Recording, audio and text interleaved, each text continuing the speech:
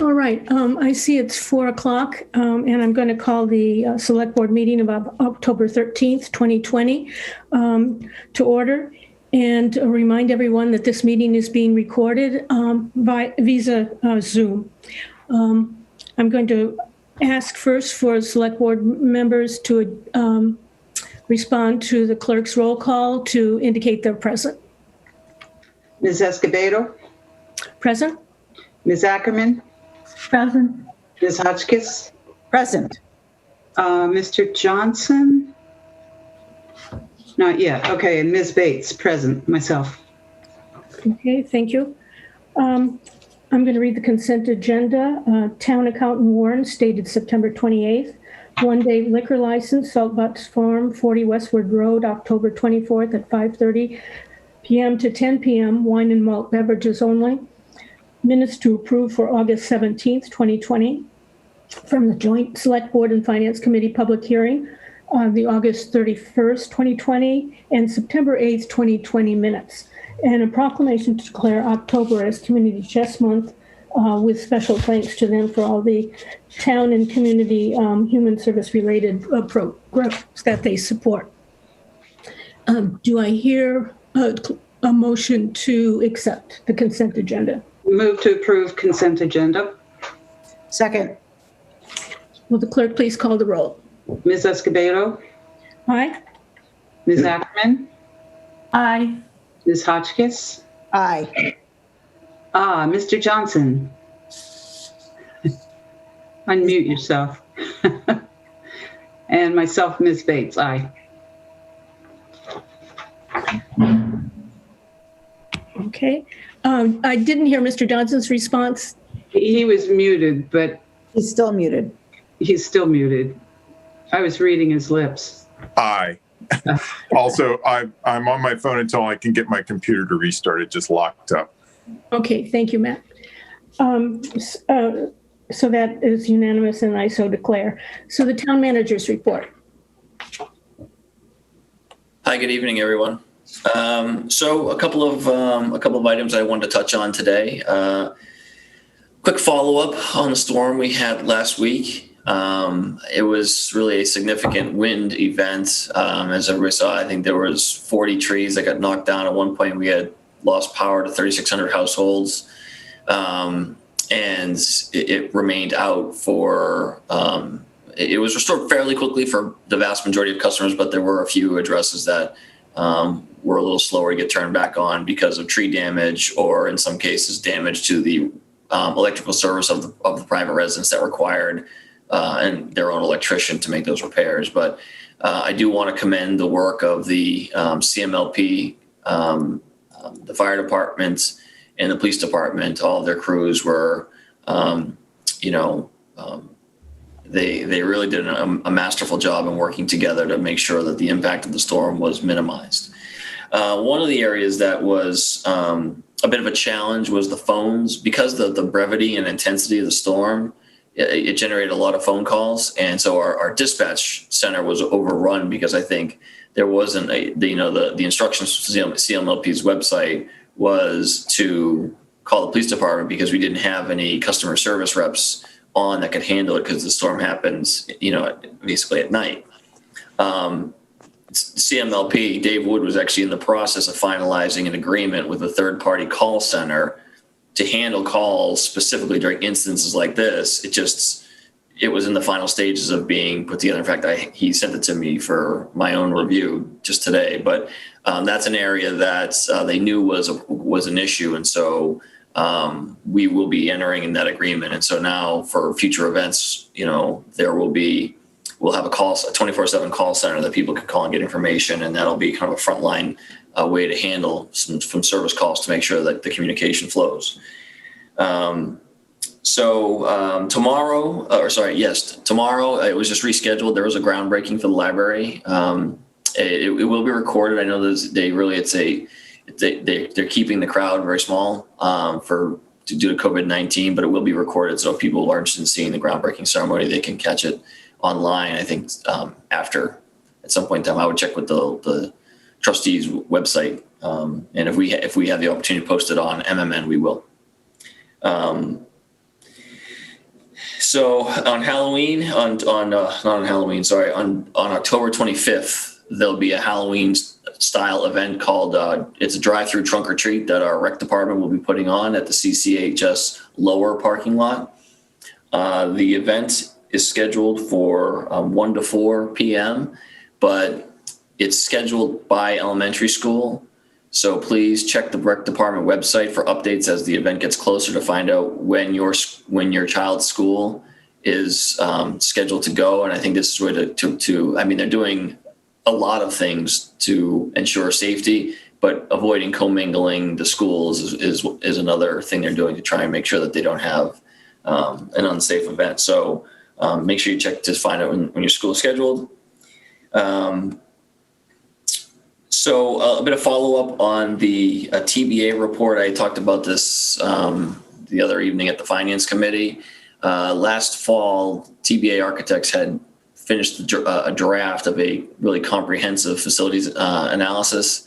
And it is in draft form or final draft form. And I'll be candid and say it's just one of those things that was delivered to us this summer that we just haven't gotten back to.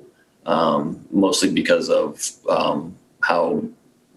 the disrupted work schedule due in part to COVID-19, but also in part because it is a massive document, which is one of the reasons why we haven't really posted it online. It's 600 pages of narrative and tons of graphics, and it does need review by SMT. So we are going to, now that the capital planning task force has resumed work, we're going to renew our effort on that TBA study.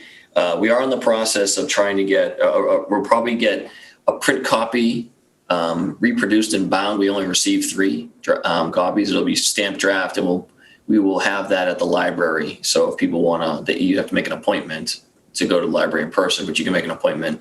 And I think hopefully by the end of next week, we'll have a hard copy there that people can take a look at. And they can certainly send comments to either me or Deputy Town Manager Kate Hodges if you have a chance to review the report. But I just want to clarify where that currently stands.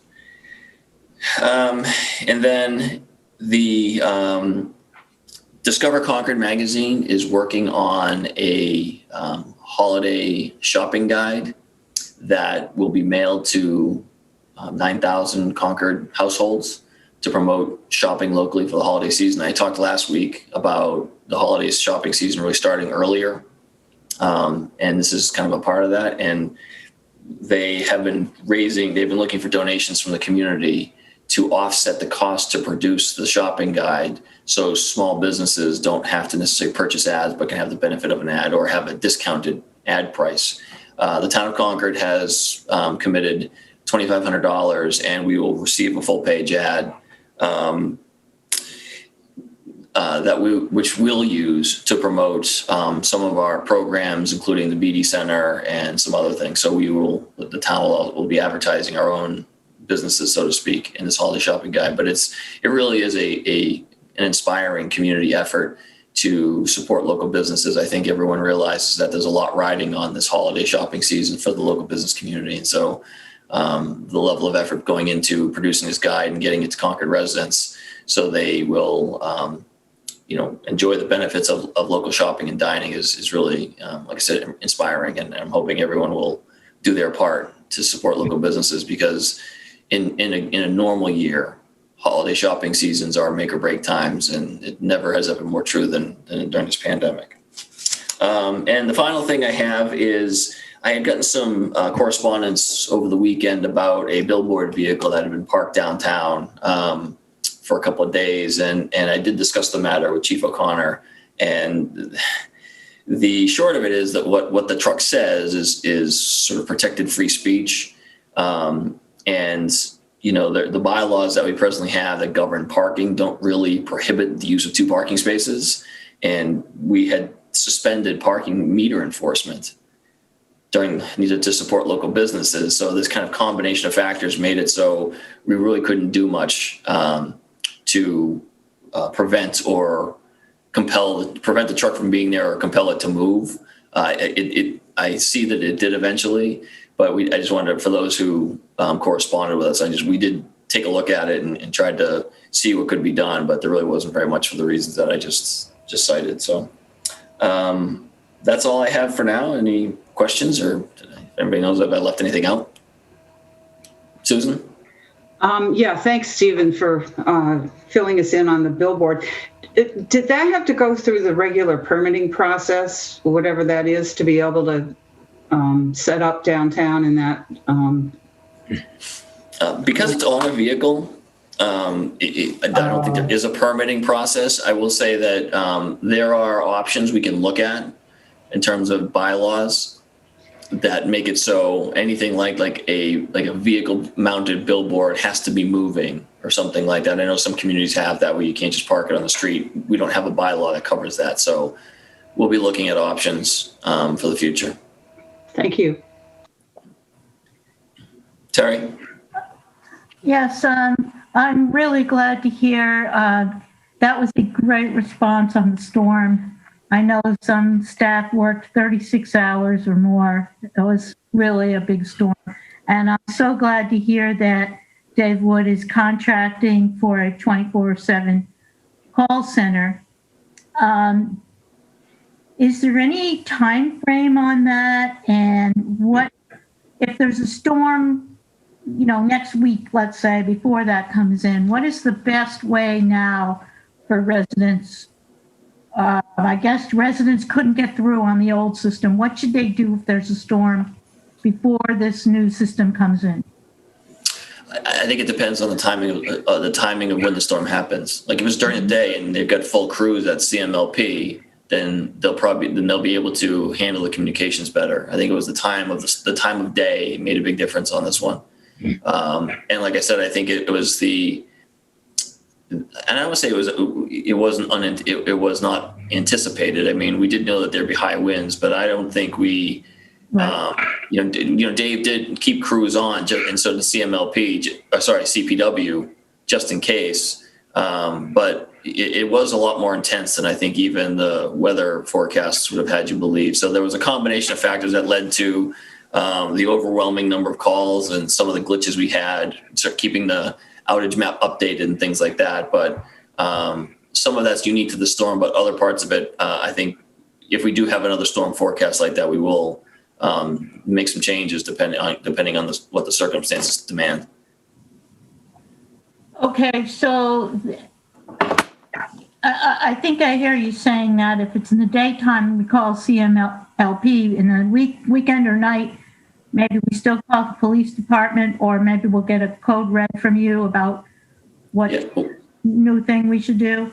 What I'm saying is it depends on the circumstances related to the actual storm event. Mm-hmm. Right. So it could be one with, I can't really say it depends on the storm event.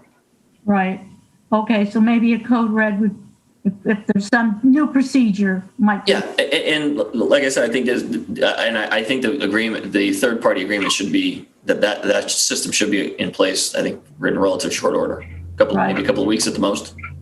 Okay, and my other question is, I'm really glad to hear that SMT is going to be reviewing now the TBA plan. And what timetable do you think? When do you think you'd be back to the select board? I know we talked about it once, maybe in May or June, and probably time to talk about it again after the SMT. Do you think maybe a couple of months you'd be back to us to talk about it? I mean, I reported on the priorities, like sort of the short-term priority plan back last fall. I wouldn't expect that to change. I mean, I think it's really just it would just be maybe some content revisions. There may be some data that needs to be corrected, but I don't think the priorities that we already reported on would need to be revisited necessarily, unless we look at it through a COVID-19 lens. But I'm not sure that there's something there that would need to be rethought at this point. I mean, a lot hinges on what's happening with the middle school, because that was the first priority. Any other questions for the town manager? Thank you, Linda. And I too wanted to chime in and say, as always, I feel very lucky to live in a town like Concord, where we have our own municipal light plant, and we get the kind of response, even when it's an unprecedented storm, which I'm sure everybody knows, especially after a drought. one of the reasons we see so many trees coming down is that they've all been stressed. It's happened before, not necessarily like this one, but, and that's one of the reasons we all have to think about, water usage and things like that. And I'm also glad to know that we're going to have a system in place immediately so that even if there's, if there was a storm tonight, there'd be something that we'd be able to do differently, not to clog the wheels the way they got clogged by no one person's fault. But, we've learned a little bit now. I did want to ask, I know this sounds crazy, but, assuming that there'll be a lot of folks in town that may actually be very interested in this large volume of description and architectural rendering, is there going to be for the lack of a better term, a executive summary, a condensed version, or a walkthrough fast? And Stephen, if you wouldn't mind just refreshing, because we've talked about it now for a few minutes on, at this meeting, can you just hit, the top 5 priorities, just because last fall was a long time ago. Obviously, as you acknowledged, the middle school is no longer, it is not, we have not moved on it in the same way we anticipated moving on it in a pre-pandemic world.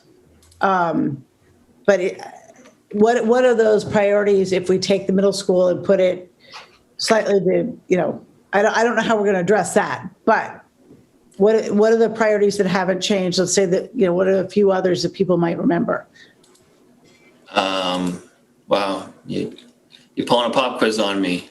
Not my intention. No, it was so long ago that I know the first one. So Kate is here. But the first one's the middle school. I think the second one was a public safety complex, and then I think some adjustments. Townhouse. Townhouse renovations, which we're moving forward with. Kate, do you have that in front of you? I know it. So the first one was the middle school. The second one was the renovation of the first floor of the townhouse. At the time, it was pre-COVID, but it was still in the works because as a big open bullpen, there was some security issues with taking, receiving, and counting money in open areas. And so I guess that renovation moved forward and essentially also covers some COVID related. The other one was a tie, and so we had it as an A and B. Our police and fire station downtown is in the flood zone, as is our CPW complex. And so both of those present challenges and hazards. There's not a whole lot that we can do for the police and fire station footprint, which is why that ended up as B. The CPW garage, we can always build up. We can put another floor on that. And so that might be more shovel ready than the police and fire station. So the other thing that was called out in the plan is to look for a plot of land, either municipally owned or otherwise, that would be a good central location to house police and fire, who through the course of the study, it was determined that they should stay together. That's somewhat unique to Concord, and it really works in our favor. And so it requires us to have a fairly large plot of land, which we haven't identified, nor do we have a funding source for. And then the last area was a reconfiguration of the administrative offices. That was sort of a back burner issue, and really just to deal with some of the information that we received from some of the citizen polls, and also hearing boards and committees talking about having a kind of a disjointed and separate municipal offices, such that if you needed to get a permit for something, or you wanted to, run a project by, you'd have to go to sometimes 2 and 3 sites, and people found that to be frustrating. Again, that would require a large plot of municipally owned land, and we haven't been able to identify that as of yet. Thank you, Kate. All right. Terry, just quickly, because you've already spoken. Just really quick. Thank you, Kate. And that was really the point of my question. I think that it's been a long time since we talked about it. A lot of us don't remember all of these details. And I agree with Jane it'd be great to have an executive summary and to put it on the agenda in a few months after the SMT reviews it so we can go over it. Thanks. Thank you, Kate. And So just on, I'm sorry. Yeah, we had actually told the select board that once SMT went through it, that we would be back at a staff level to make a presentation to the select board. And at the time, the former chair wanted to have that be in a public forum. So that might be something worth thinking about, doing. all right, thank you, Kate. All right, are we ready to move on? All right, thank you. I'll move to the chair's report. I also want to commend all the departments that responded so aptly to the recent storm. I want to remind everybody that October 17th is the drop-off recycle day, and appointments are required for that. That's coming up this Saturday. The early voting time has been established from October 17th, 20th through the 30th of October. And again, that begins on Saturday. I also want to remind everyone again to enjoy all the town conservation lands, parks, and recreations. But while they're doing that, I want to stress the importance of following the posted rules and regulations for all of these venues. And what also applies to all those venues is that we're asking citizens and users of these venues to please respect abutting properties, private properties. And my comments also directly apply to those who are using the Esterbrook Esterbrook Woods trails. And that concludes my comments as chair. So we're ready to move on now to the joint meeting with the Concord Housing Authority Board to fill a current Concord Housing Board vacancy. Let me just say first that because the positions on the Concord Housing Authority include 4 elected positions and 1 governor's appointee position, when there is a vacancy in one of the elected positions, statute requires that there be a joint session between the Concord Housing Authority Board and the Concord Select Board to appoint an individual to fill that vacancy. So I want to welcome Rick Eifler, who is chair of the Concord Housing Authority, and other members of the board who are here with him. And Rick, I want to ask you if you would like to open up your meeting with an official roll call. Sure. I'll open our special meeting to appoint a member to our vacant position. Rick Eifler is here. Ed Larner. Here. Todd Benjamin. Here. And Hester Schnipper. She's absent. Well, welcome all, and thank you. Would you like to introduce your candidate? I would like to introduce our candidate. I don't see him on the participant list, so I don't think he's managed to attend. I see him there. Or connect. See him there? Full last name, Ducrane? Stephen Ducrane? No, that's a different person. Oh, sorry. Okay. Yeah. So he either couldn't attend or he hasn't managed to connect. I have his letter of interest with, which I could share with everyone, if that's appropriate. How would you like to proceed? So, Rick, the Select Board has received copies of his green card. So if you could just briefly highlight his background, that would be helpful. Okay. So I won't share it. I'll just look at it myself and read off of it, maybe. So his letter of interest goes into a little more detail than his green card. His letter of interest was, I'm very interested in an open position in the Concord Housing Commission. My background is University of Southern California School of Engineering, structural, UCLA, BA English, and MFA in design. worked as technical builder and set designer and prop builder in theater, film, television for over 10 years in Los Angeles. Moved to Concord in 1997. His address, by the way, is on the green card. It's Martha's Point Road in Canantum. I think that's in Canantum. Managed properties for K&S Property. Got certified in large building operation, HVAC and mechanical systems, construction supervisor in 1997 to 1999. Started an owner's rep construction management company, 2001 for renovations, residential and investment properties. He's a licensed broker, real estate broker since 2004.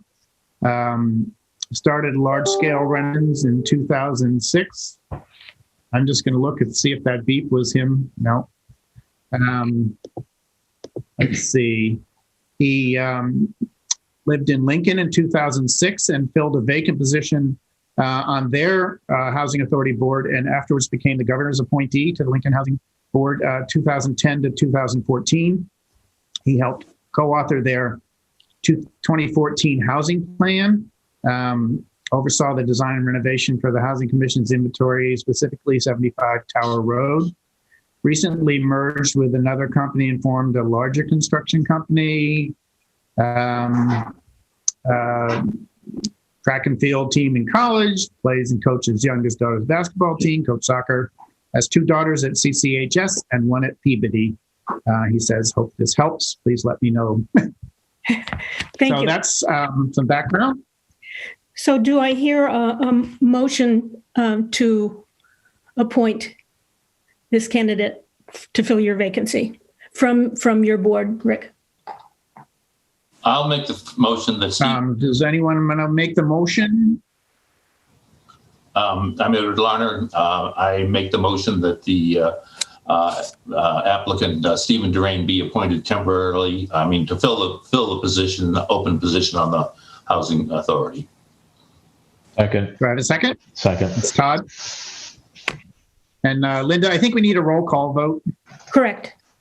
Do you want to lead that? Because you know your board, I don't know your board. So why don't you go ahead and complete that for your board, and Okay. then we'll follow up. Okay, I'll start with me. I vote aye. Ed? I vote aye. Todd? Aye. And that's who's here tonight. Linda, your turn. Okay. Do I hear a motion from our clerk? Move to appoint Stephen Durain of 59 Martha's Point Road to the Concord Housing Authority Board to fill an unexpired term set to expire on April 30th, 2023. Okay. Is there, Second. okay. Any discussion from the select board? Further discussion from the select board? If not, do I hear, would you like to call the roll? Ms. Escobedo, Aye. Ms. Ackerman, Aye. Ms. Hotchkiss, Aye. Mr. Johnson, Aye. myself, Ms. Bates, aye.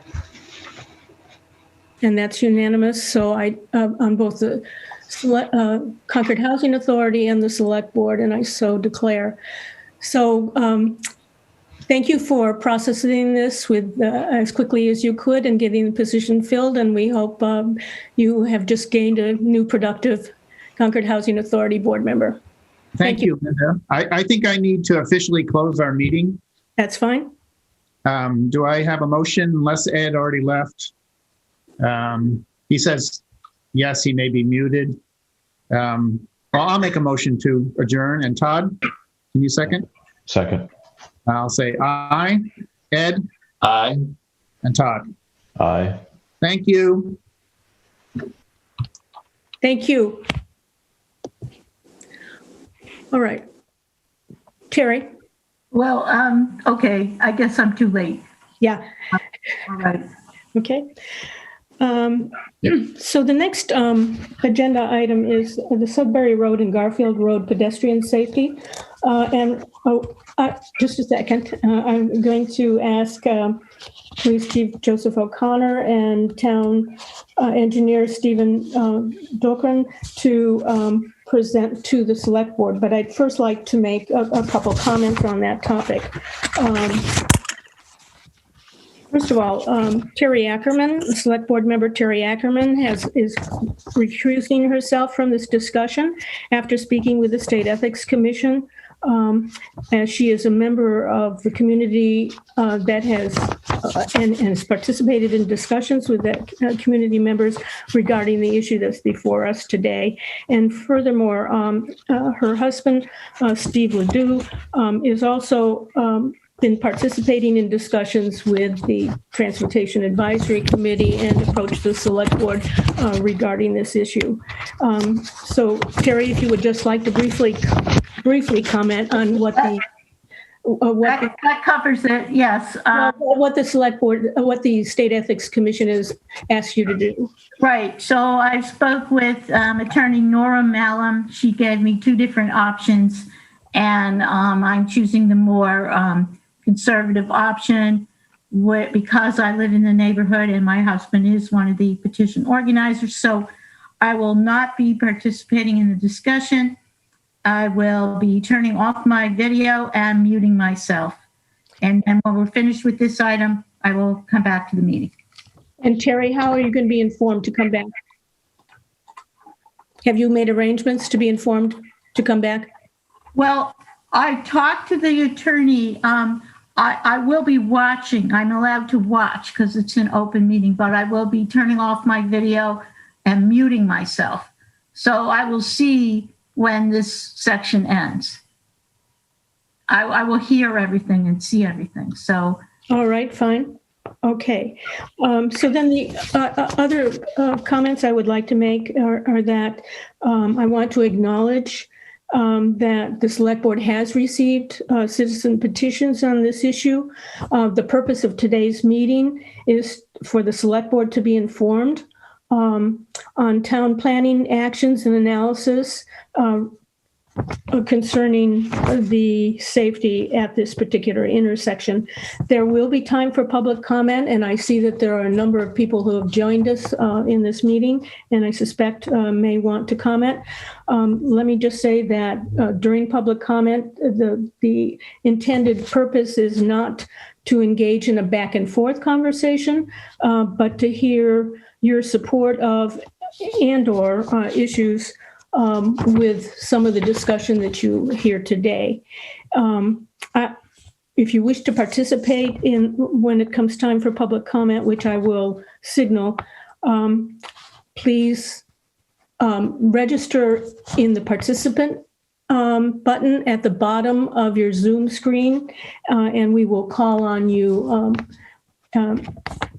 as individuals indicate their interest in wanting to be addressed. So with that, I want to welcome again Police Chief Justice O'Connor and Joseph O'Connor, and also Town Engineer Steve Dahlgren for your presentation. And just to clarify, Steve did not just get appointed to the Housing Authority. It was no, Steve Dahlgren. The name was similar to the person who was just appointed to the Housing Authority, and I do want to clarify that did not happen. Dahlgren, yeah. It's not me. Not him, right? So Steve Dahlgren, Town Engineer. Before I get started, Stephen, do you want to make any opening remarks? No, just to, as Linda noted, a lot of time has been spent on trying to make this right. We did have a conversation at the Transportation Advisory Committee meeting about this on last Wednesday, and we shared the full design with with some of the neighbors were there as well, with the Transportation Advisory Committee, and the focus. I think we get great feedback on that. I think we will be moving forward with the design of kind of the permanent solution. The point of tonight's discussion is to both talk about that, but also present to the Select Board directly, the temporary, the requests for temporary solutions in our analysis of those. Okay. So I wrote a memo over the weekend to Stephen, and I understand he shared it with the board. I outlined, a little bit of background and how this started. as well as where we are with the design of the full project, as well as the schedule. And then together with the police chief, we worked on addressing those points that were made in the petition, the citizen petition, to have the select board direct the town manager to do interim measures.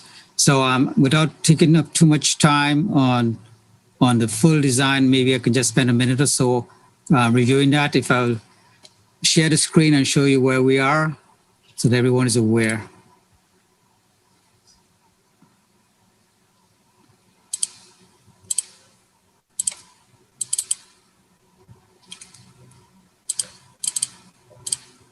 Just bear with me. Okay. Just to quickly orient people, this location, Sudbury Road, 7 Star Lane, Oxbow to the east, Garfield southeast. The problem here is there's a side distance obstruction. If a pedestrian is standing up here, and I hope everybody can see my cursor, on 7 Star Lane, a vehicle approaching from the south doesn't have enough side distance. And the reason that's the problem is that vehicles are traveling at about 40 miles an hour. You need 305 feet to really see that person. And the obstruction is over here, this embankment. It has trees, it rises up steeply. And what you have today is about 200 feet.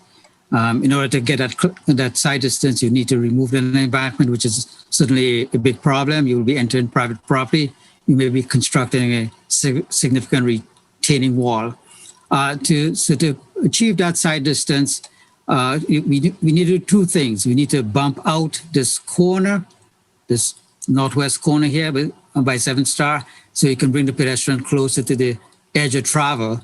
And then we need to widen on the eastern side and the southern approach, so that you can put the car further east, and now you can have a direct line of sight. If you look at that profile that we drew in the bottom, here's the approaching vehicle from the south, and here's the person. Standard is you have to look for that object 2.4 feet from the ground. By doing what we suggest, you will achieve that. And so in addition to this, the road widening and the bumping out, we need to build some sidewalk on each side to put the pedestrians in a safe area, a safe landing, and for them to walk safely to their destinations.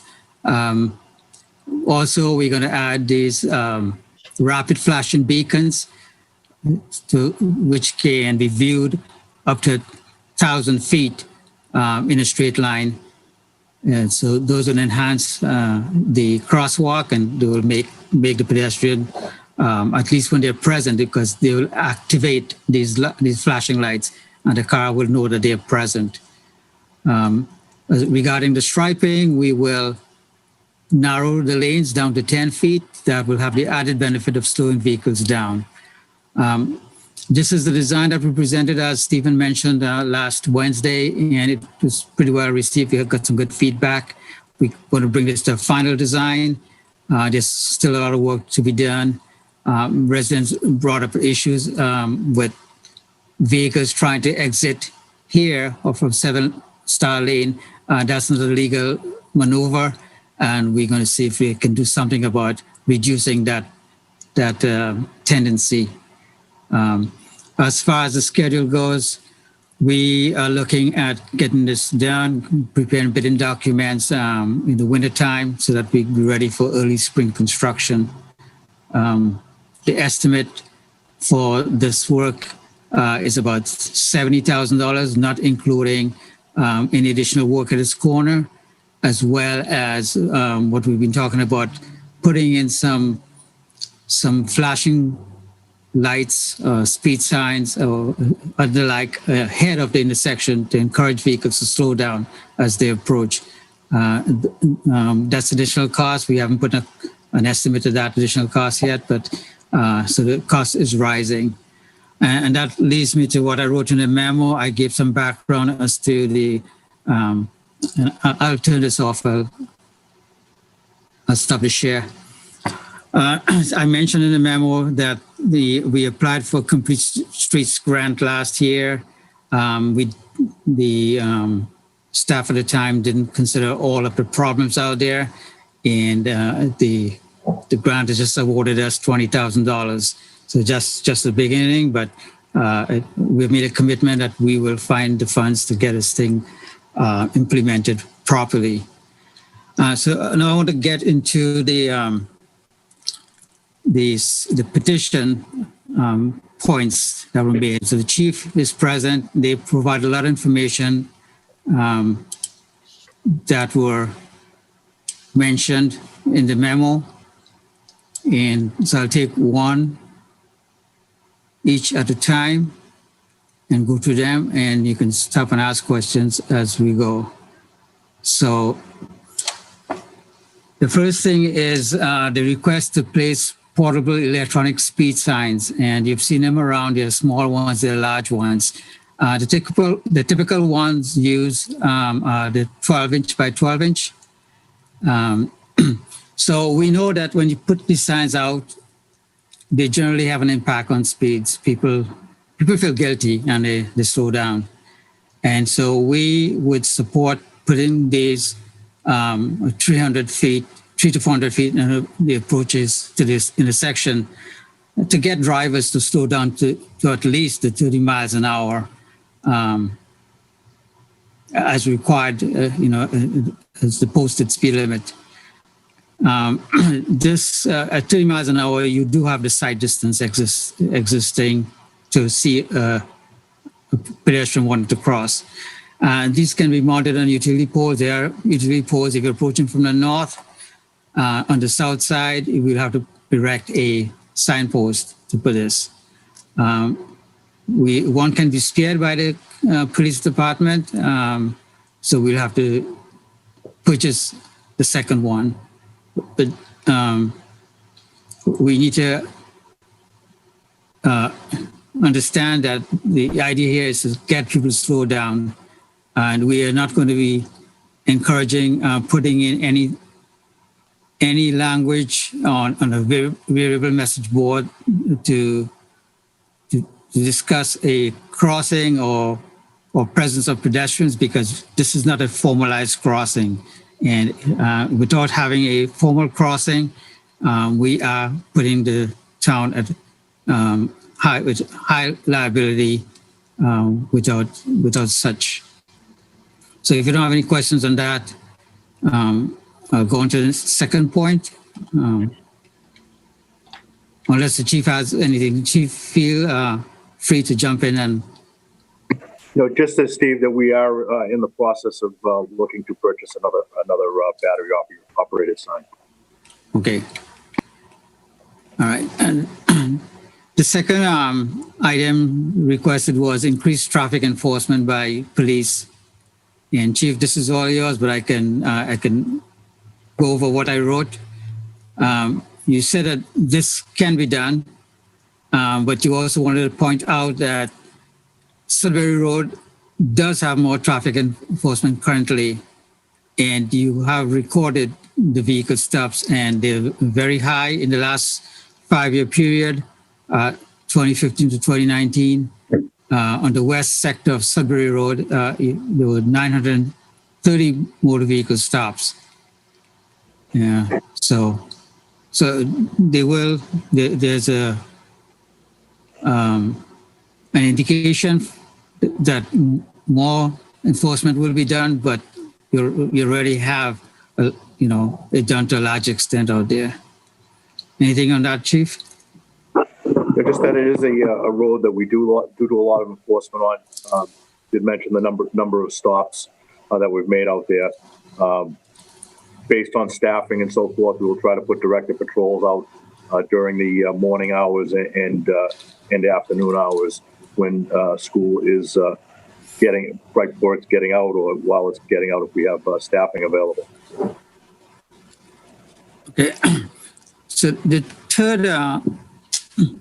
request was to declare the area traffic safety zone with a suggested speed of 25 miles an hour, indicating the petition writer indicated that currently the zone ends northbound on Sudbury just prior to Garfield Road. We have not seen where that traffic safety zone, as stated by the petition writer. We researched the documents in town and we haven't come across that. We got to let you know that Sudbury Road has an existing special speed regulation setting the speed limits. It's in the regulation number 108, and it talks about 5 speed changes in the 2.5 mile distance between Route 2 and the Sudbury town line.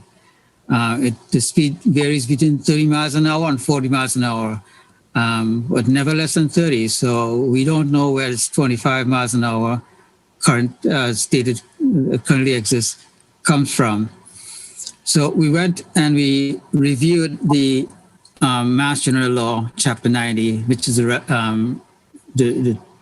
which is related to speed setting and safety zones, and it does give the board, your board, select board, the ability to establish a safety zone and set a speed limit at 20 miles an hour in interest of public safety. So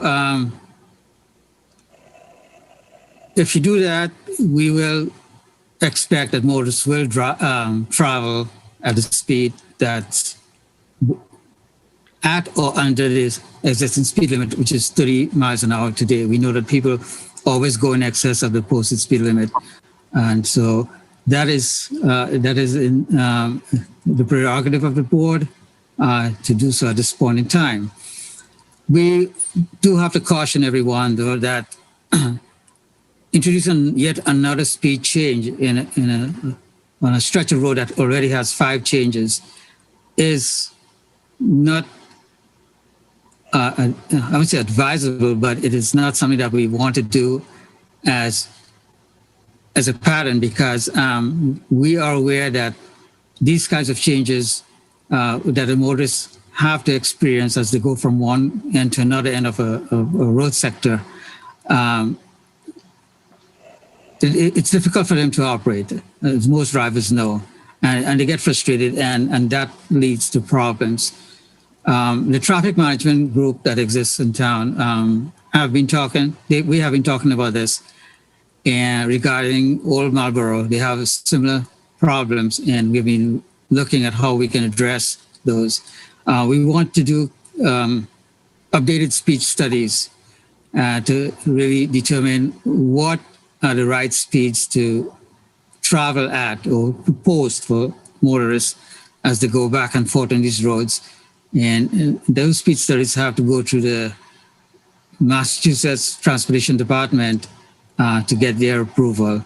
That's significant in the amount of work that has to be done, and it does take time. But again, the establishment safety zone for 20 miles an hour, that's what's allowed under MGL, is up to the select board. All right, if no questions on that, I'll move to the 4th item. There was a request to place dangerous intersection signs in both directions of Sudbury Road at this intersection. We want to let you know that a dangerous intersection, it normally applies to an intersection where you have problems with vehicle operations and where you have accidents. So police department ran the crash statistics for the same 5-year period, 2015-2019, and they found that there was only 1 crash at this intersection compared to 241 for the entire road. So the rest of the road had 240 and this intersection had 1. We attribute that to action taken by the town some years ago to eliminate vehicles leaving 7 Star onto Sudbury. And that certainly has worked because they must have recognized the sight distance was inadequate for vehicles coming out. And so that has worked. And so at this point in time, based on just one accident in 5 years, we don't think that calling this intersection dangerous is warranted or justified. Any questions on that? I think the way the questions are going to work is that we will let you finish, and then Okay. then they'll have to interact with you. Okay, very good.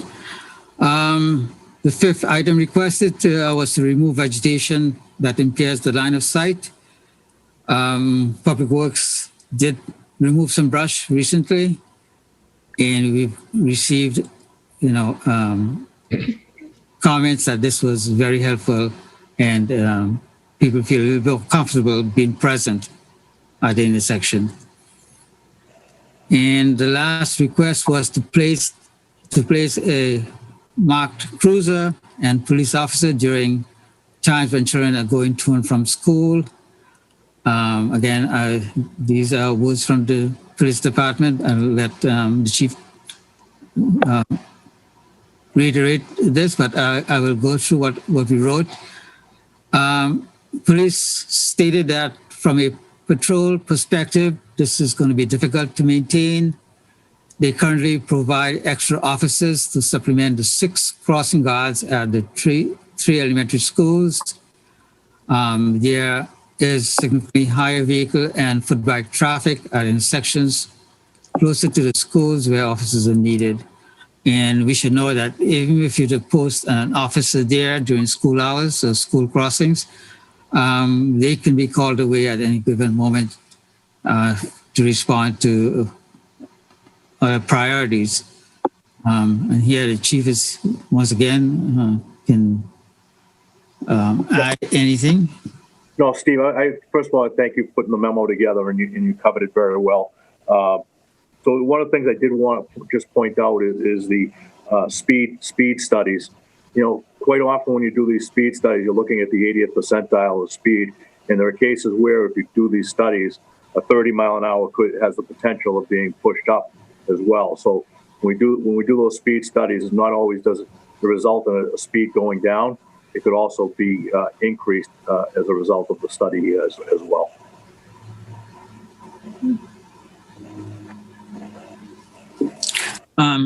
Chair, that was the end of all the requests made in the petition. Before I forget, I also mentioned earlier in the memo, because the questions came up, the last Transportation Advisory Committee and the one before about the grant, and I mentioned it was $20,000, and the reason why this has become a priority in the grant, it needs to be clear here. I did speak with the engineering company that assisted the town in putting this grant together, and they said that there was quite a large public support, and it is true, as we can tell from the petition for this. So that was one of the criteria that they put us in, and the fact that the cost at the time, error on their part, was low. That's what they got us in, and that's why it made it as one of the 3 projects put in to be funded. But I just wanted to share that because there were questions about why this became a priority in the Complete Streets grant. So thank you for your walking us through all of those points and for all the work that has already gone into trying to come up with a plan to address some serious issues that community members have brought up. What I'd like to do is quickly ask the select board if they have any questions of either Steve or the police chief. And so what I'm trying to do is see if I can, Jeremy, are you online? If you see a hand that I can't see with all these names here. Okay, Jane? Yeah. Stephen, thank you so much for your explanation. And I think that it's certainly as somebody who's crossed at that crossing many times, both on foot, on bike, and in a car, I understand you certainly cast a different light on what I already understood was sometimes a difficult intersection. One question I had when you discussed the speed limit is, don't we have, and I'm pulling it out of my memory banks and it should be fresher than it is, isn't there already a 25-mile-an-hour speed limit that we pass at town meeting on certain roads? Maybe, Joe, you remember this better than I do. I'm just wondering how this fits into that. Right. So when that was passed and enacted by the select board, at all the entrances in the town, you'll see that it is 25 miles an hour unless posted otherwise. So Sudbury Road has had the speed studies, so those are not included in that 25 miles an hour. Thanks. Welcome. Any other questions from the select board? So I just wanted to clarify, Steve, that if I understood you correctly, you're talking about working on this through the winter so that it would be ready for actual construction in the spring. Is that correct? That's correct. If we spend a lot of time on just this alone, we can get it done, but we do have other projects. We intend to finish the design and the documents in the winter. But as you know, even if we were to get a bid out and get somebody on board, you can't start construction until the ground thaws. So even though we might be ready before, construction will begin until the spring weather allows. All right, thank you. Mm-hmm. All right, so public comment is listed towards the end of the agenda, but given this high interest item, we're going to proceed with that.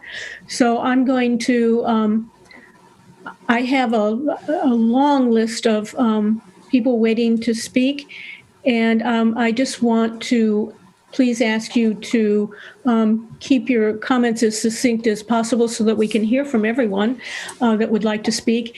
And to once topics are repetitive, it would be helpful if you did not repeat the topic. I know there's always a temptation to do that. So the first name I see on here is Alice. Do you wish to speak?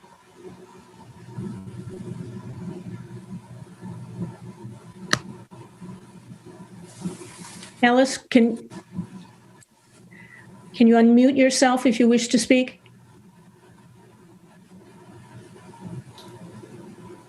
Okay, apparently not. Diane Proctor, do you wish to speak on this issue? No, I didn't have my hand up. All right, thank you. So anyone who wishes to speak, if you would raise your hand. Linda, so we have Steve Ladeau on the side. If you look on the right-hand side of participants with the blue hand, then you can pick from that list. I'm looking on the right-hand side, and what am I looking at? I'm on the participants, and okay. Then yeah, there's a little blue hand icon. Thank you. Steve Ladeau, would you like to speak? Yes, thank you, Madam Chair. Can you hear me okay? I can, thank you.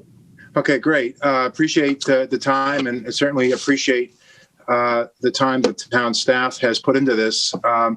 And, you know, we a bunch of us did participate in the transportation meeting a week or so ago.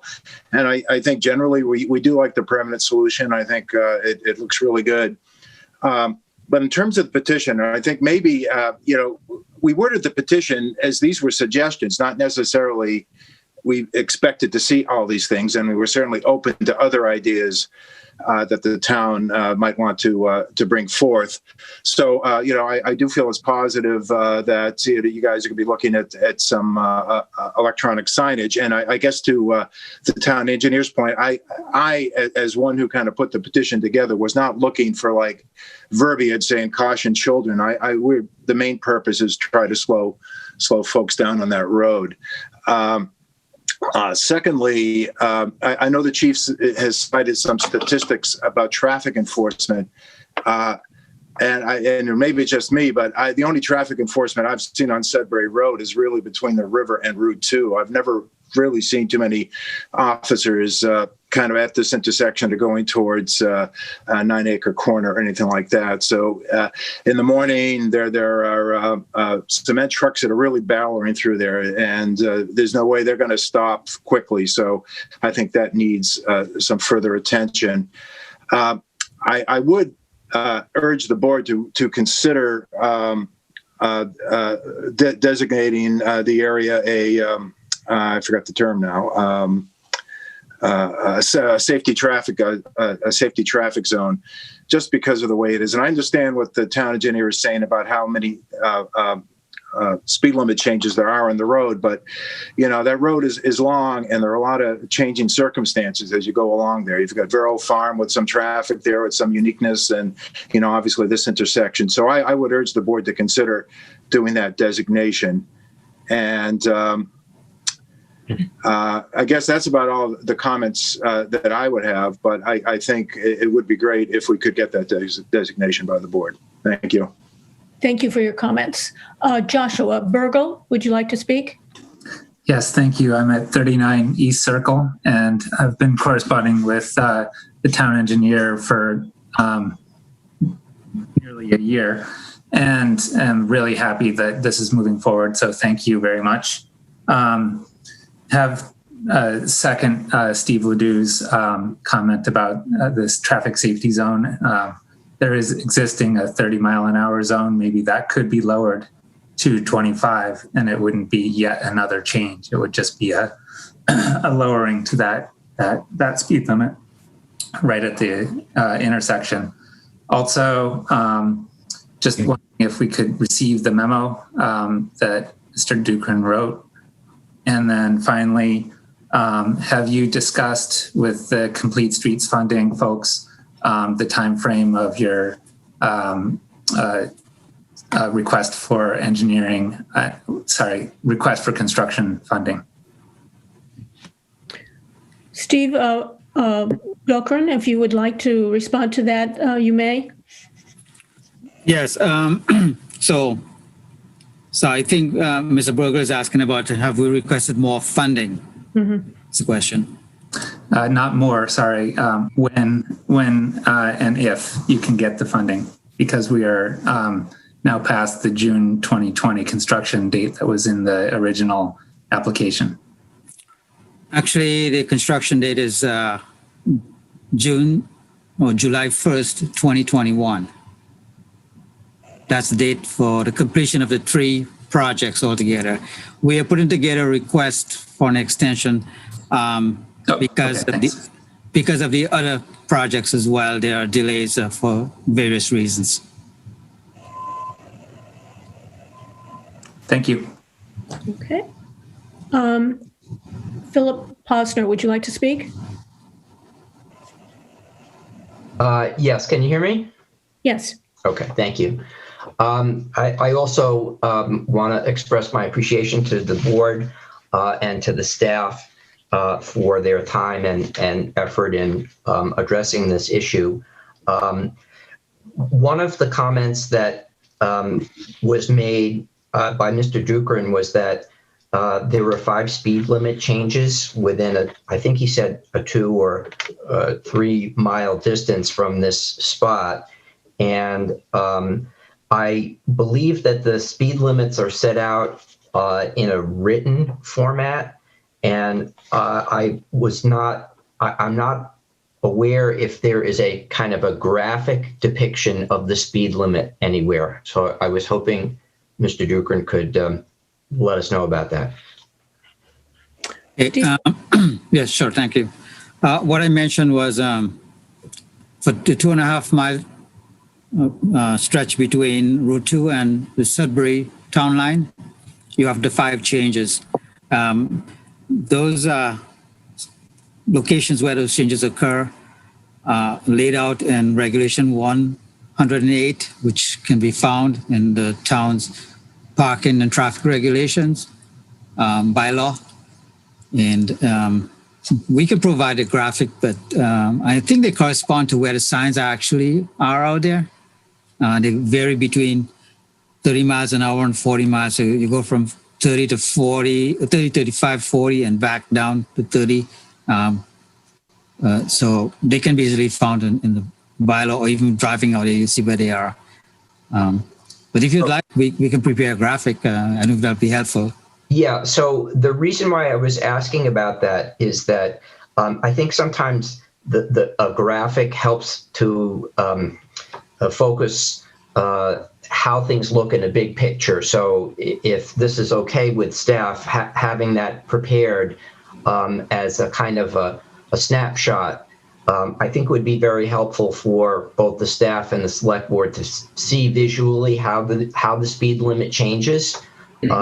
One thing that I have noticed is that speed limit changes in the town seem to occur very frequently on various streets, this being one of them, and not always in a seemingly rational or predictable way. So I was thinking that maybe as a pilot, because this is already on everyone's radar screen, this could be used as a way of determining whether or not the speed limit ought to be examined in a particular stretch of road in a more comprehensive way. I'll also say that I am aware of what the chief's comment was about how speed limits are set according to MassDOT's regulatory program.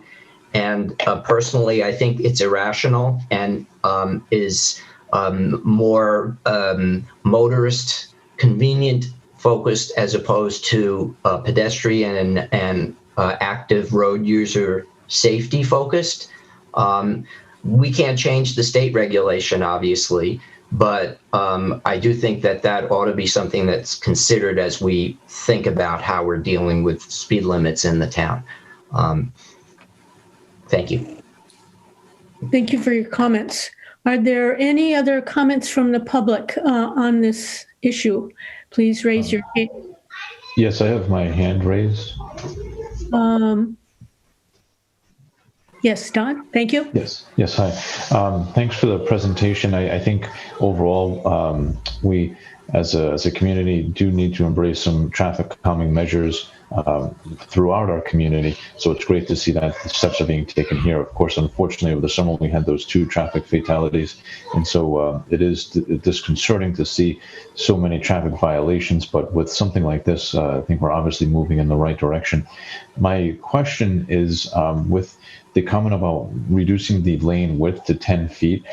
In that area, the lanes seem to be relatively narrow, and that's a very popular area for cyclists. How does the decrease in lane width impact cyclists in that area? Steve, yes. Okay. Yeah. So that area doesn't have the fog lines, the white lines. So the lane is pretty much half the roadway.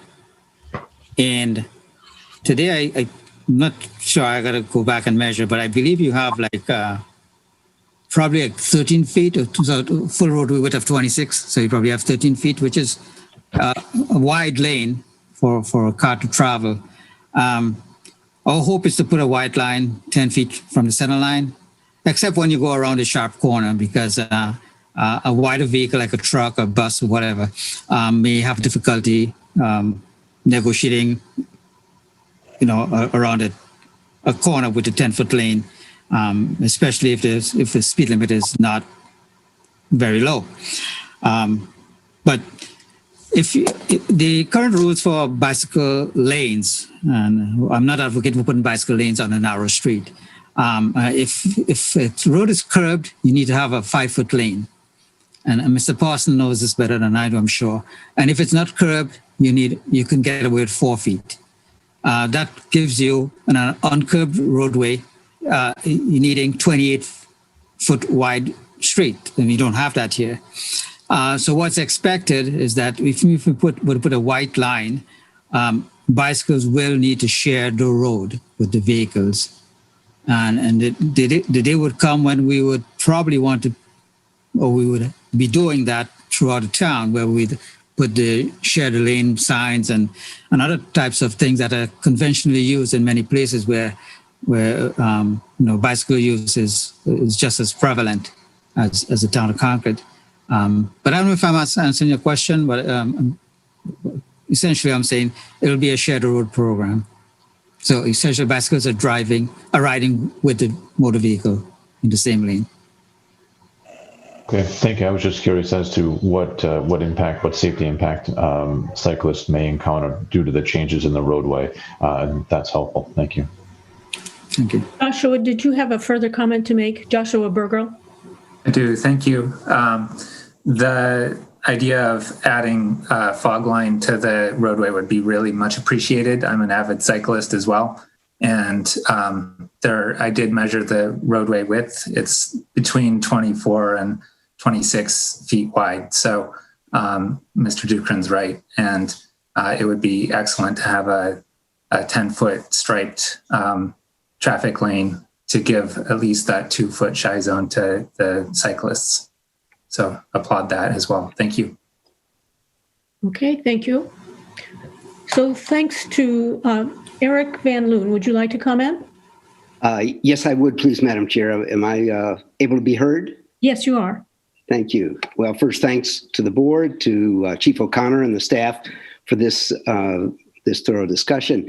I'm struck by a disconnect between the analytical numbers presented by the staff and the actual experience of being on and trying to access the road. I have personally many mornings during the morning rush hour commute attempted to turn into Sudbury Road, closer to Route 2 from Heathbridge Road. And I do not at all consider myself a timid driver, but the flow of traffic in morning rush hour in the direction from 9 Acre Corner, the commuter traffic toward Route 2 is, it's vigorous, it is swift. And I think it really does pose a danger for young kids trying to cross there and get to school. We've been talking, or I've heard the discussion about a permanent solution. I'm wondering about the portable signs that, for example, one often appears on Main Street, right by the library as you're coming in from Sudbury Road into Main Street. It's sort of like a small billboard, and it might say road's going to be closed, or town meeting is coming up, or a variety of things. And similarly, I believe at different times, at different places in town, there's been a board set up with a camera so that as you're driving along, something flashes up and tells you your speed. And I'm wondering whether some combination of those, at least during the morning rush hour and in the direction of traffic from 9 Acre Corner coming up the hill, where I think a lot of the speed tends to accumulate, might be possible to install, and at least on a trial basis, see whether that could create greater safety. Linda, I can speak to that. Yeah, town manager. Yep. Yes. So, Eric, thanks for the comment. The issue is the sight lines, as Steve outlined when he presented the permanent plan. And so temporary measures like that, we believe could actually create more of a hazard than enhanced safety. And this is one of the things that he laid out in his memo. So we have looked at all that, as he set forth, we looked at the temporary measures that were in the petition as well as others. And you can create a false sense of safety that is more hazardous for the pedestrian by doing temporary things that don't solve the actual problem of sight line and sight distance. So that's why we would not be able to do that in this instance. Would either the police chief or Stephen Dukran like to also comment on this? Not further. I just say, Stephen's right about temporary things. We are gonna look into, Eric, the temporary signs in Steve Dukran's memo. Availability of signs. We are going to get a second sign. The problem we have up there is we like to run solar if we can, but until the leaves come down, we'd be changing batteries out there. At least once a week. The volume of traffic that's out there will run them down. But we are looking into that and considering that. Thank you, Chief. And I was also thinking, as I said, only limited hours where that intense morning rush hour is, and only as a temporary thing until a permanent solution could be found and implemented. All right. Thanks, Eric. Thank you. I'm checking to see if there are any further questions, and I don't see them from the public at this point. I'll ask one more time if there are any further questions from the Select Board. Okay, I see Steve Ledoux has raised his hand. And then this will be the last question.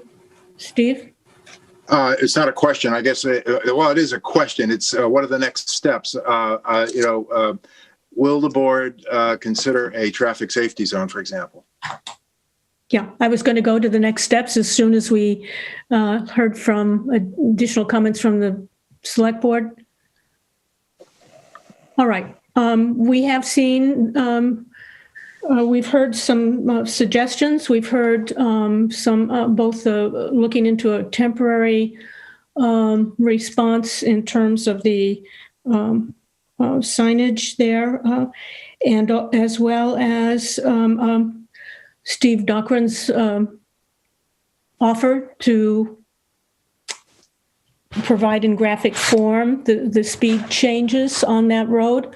So I'm going to ask both the chief and Steve and whomever else you're working with in terms of the departments to compile your response to this, and we will put this on a future Select Board meeting, hopefully coming up sometime soon. I have to tell you that the agendas are pretty crowded here for the last couple of weeks, and we're moving as quickly as we can on these issues.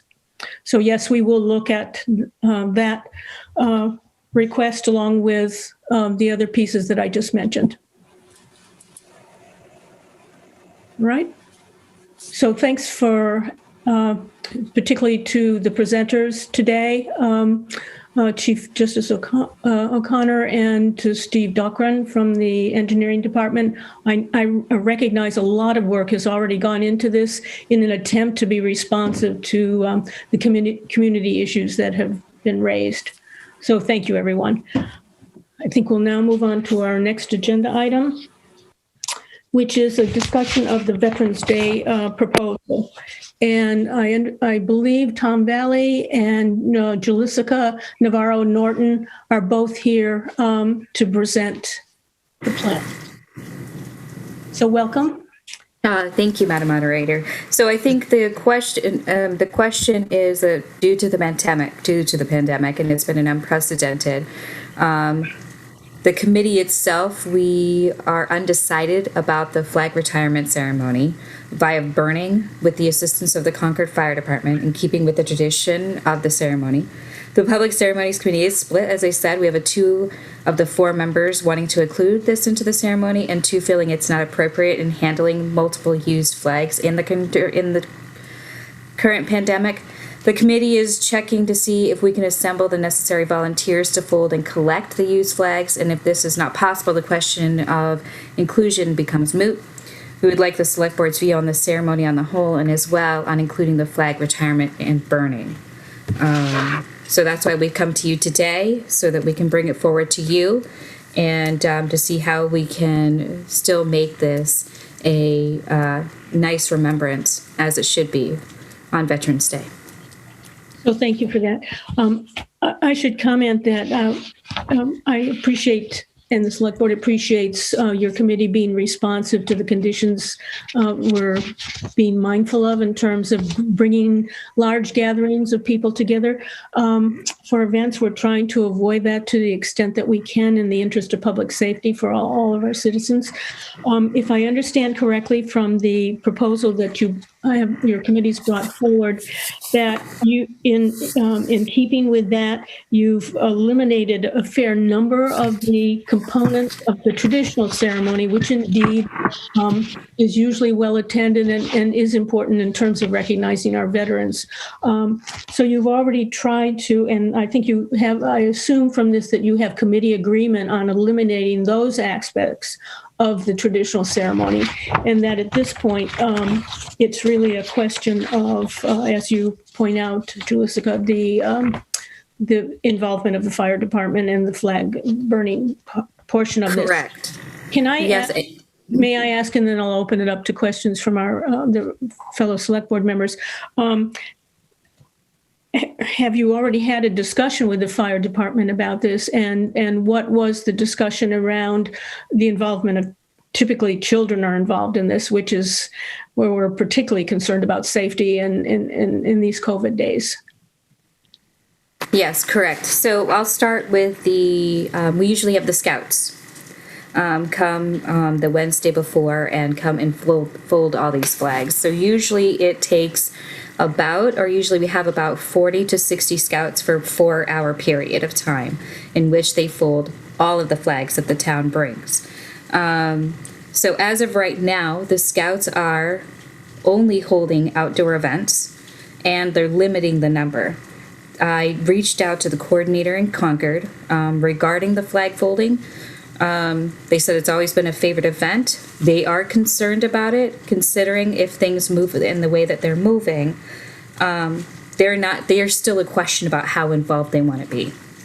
If we do something, we would have to have a larger space. It would have to be covered. It'd have to be outside. But we also need to remember that these are the younger also Boy Scouts and Girl Scouts that we have. So I'm not sure how long they'll be outside. So that's a safety issue. And as far as the fire department, they have agreed to do a burning ceremony on their own. We've actually have another member, David Bell, has actually been more in contact with the fire department. So Tom, I'm not sure, do you have any other further about that? No, I'd agree. David talked to them, and it sounds like the fire department and the cemetery have been talking that they could do it. I'm not sure if they have any flags to burn, though, because that's usually where we come in. So I don't know if they have flags, but they are available to do it. Correct. And I think the whole thing, as Linda also were talking about, is what the safety measures are for maintaining that 6 feet apart. And there are a lot of flags that we generally have on that day. Yeah. And of course, the paramount concern is keeping our children safe, right? Absolutely. Yeah. And keeping them in school. Absolutely.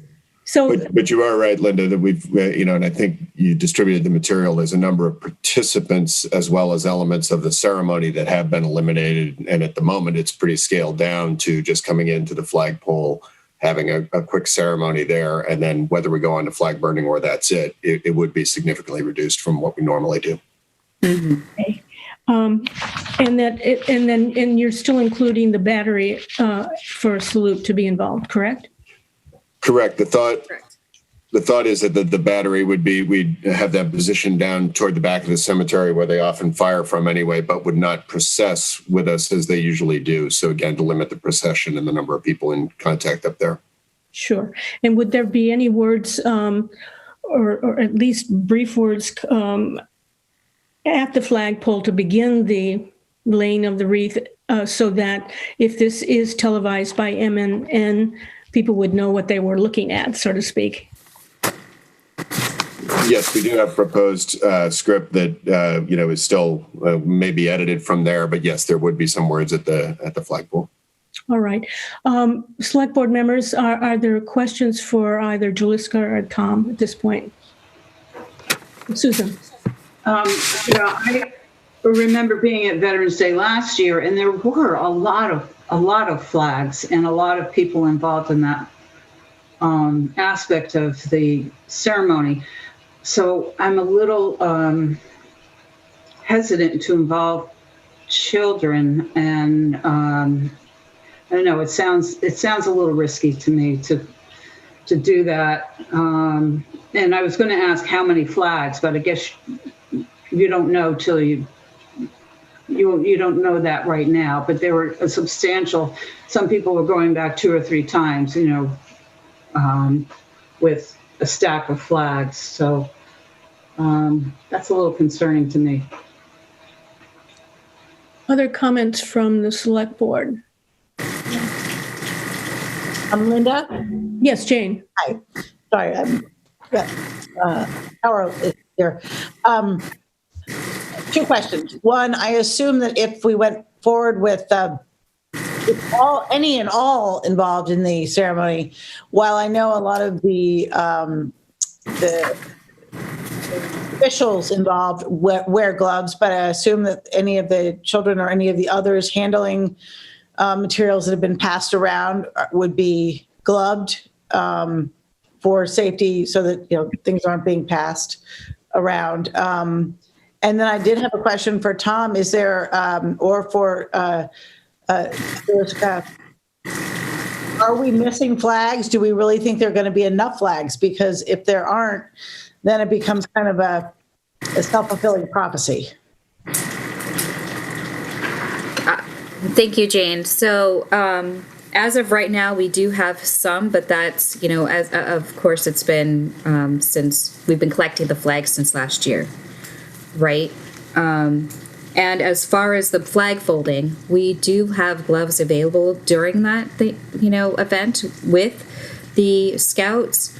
Unfortunately, during that time, the kids have little hands and we have the big gloves. So sometimes they come off a lot and then they're just folding the flags with their bare hands. And then we're also asking them to make sure that they have the masks on at this time, and they have to stay 6 feet away from their friends. So I think it's from my standpoint, it's a safety issue at this point. We want to make sure that we're doing our best for the kids.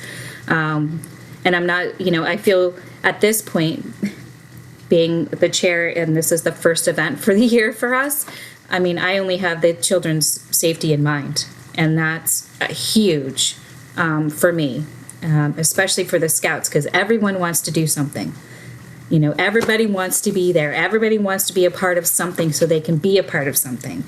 But if I'm in a position where now I have to potentially maybe put kids at risk in an unnecessary situation, that makes me uncomfortable, because now it's now our decision as a head of this committee for the ceremonies committee to now say whether or not we think it's a risk, or are we really protecting the kids' safety at this point. So that's how a board, that's how we're split, because we it's 2 and 2. We have 4 people on the committee, so that's why we're bringing it to the select board, and we'd love to have more of your input.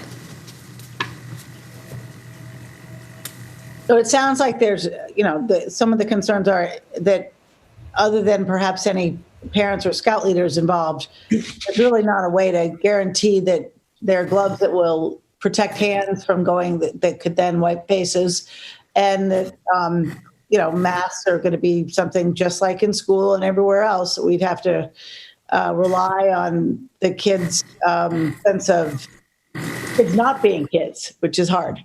Yeah. Right. I guess I'd chime in, Jane. I think some of our concern is the day of. Some of our concern is also the preparation of the flags. And with all respect and appreciation for the help we get from the Scouts, anybody that's been there, and my kids did it when they were Scouts, and now I've been there the last few years as the committee. It's there's a little mayhem. It's a little crazy. It's a lot of fun, but eventually, we get all the work done. I guess I'm concerned in the current environment, can it be done safely and well? And so will we wind up respecting the flags and keeping safety? I'm not sure those two are able to be achieved together. They may be a little bit mutually exclusive.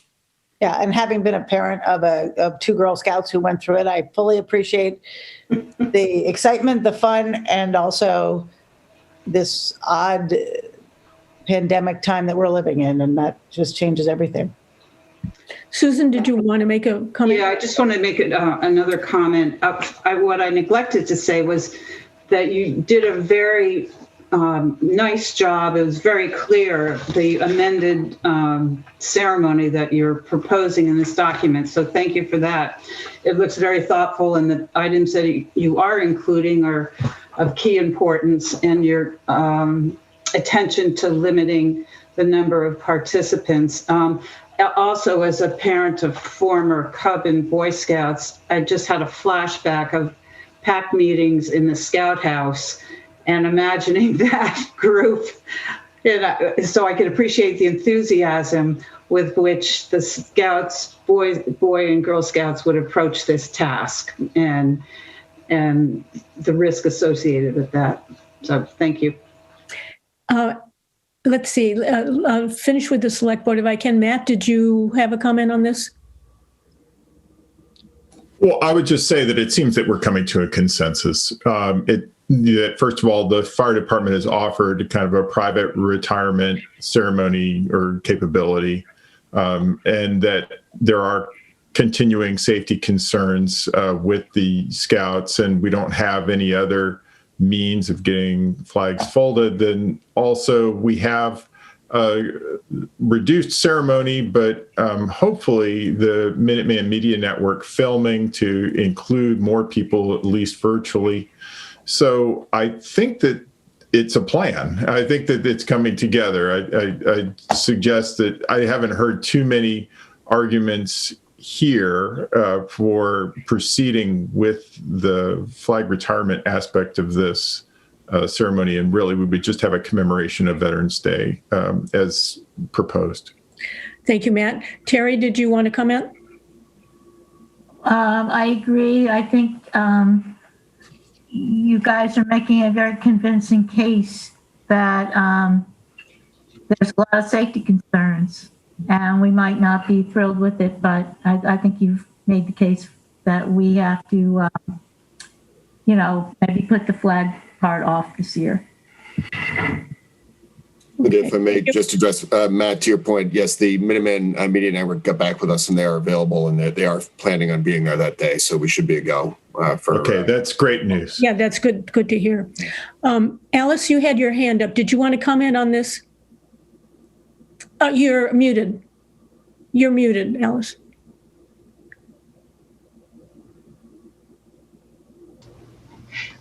Yes. Can you state your name and address, please? Yes, I'm Alice Gallinat from 62 Harrington Ave. And I think that, well, I'm very glad you don't want to do the flag part of it. I was also concerned about when you have the fire, and that causes a lot of air movement, not just the hot air, but the air around it. And I was a little concerned. I don't know how that impacts it. I know the heat kills COVID, but I think it's good you're not doing it. All right. Burning in front of people with kids present. Thank you for your comment. All right. I agree. I think I want to thank the committee for doing such an excellent job of laying this out for us. I do think that consideration for everyone's safety, but particularly for our children in their traditional role in this ceremony, is of paramount concern. And so I would recommend Excuse me, Madam Chairman, I had my hand raised in the... Okay, sorry, Todd. Todd Benjamin, Sudbury Road. As a Cub Master of one of the Cub Scout packs here in town, and having participated in the flag ceremony for the past several years, this has been it's really a great, unique way to honor our veterans, to help children understand what citizenship and patriotism and honor and respect of the flag mean. So much has been taken away from our kids this year because of the pandemic. They can't go to school. They can't go to school anywhere near have a normal school experience. I understand safety is important, but I'm confounded by understanding how an outdoor event like this is unsafe for kids. Kids can play baseball, they can play soccer, they can do other things outside, which is great, and they need that. in past years where it's been below 0 temperatures, this hasn't been canceled, and kids have shown up and they've done their duty in respecting our flag and honoring our veterans. And I think to take this away from the veterans and the kids is not a good idea. There are ways to address this. For example, in terms of having the flags folded in the past, yes, we've done that at the Hunt multi-function room, but perhaps there's a way to distribute some of the flags to the respective Scout packs, Girl Scout packs, Cub Scout packs. Perhaps there's a way that these flags can be distributed to kids where they can fold them at their homes and then deliver them to a central drop box where they can then be taken to Sleepy Hollow Cemetery for the flag ceremony. As far as standing 6 feet away, unfortunately, we're all pretty used to that now. The kids are used to that now. And most likely they will be wearing gloves because unfortunately it's pretty chilly when this event happens. And generally it happens in the morning time, which is even chillier. Of course, the children are also used to wearing masks. So I'm failing to really see the safety risk to the children by participating in this event. And I think it would be a shame to take away an outdoor event like this that has so much importance to our veterans and to our community. Thank you for your comments. So would the select board like to comment any further? Otherwise, I think we're ready to move forward. Okay, so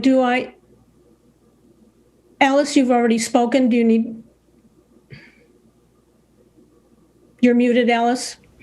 Yes, there's the issue. I don't know if the board accepted the idea of the DAR. I'm putting up wreaths in Kenneth Dunn Square and also in the town center. We don't want to be part of the ceremony because of COVID, but we have been in the past, and we just wanted to put up a wreath in both locations. Is that all? Yeah, thank you for bringing that to our attention. Thank you.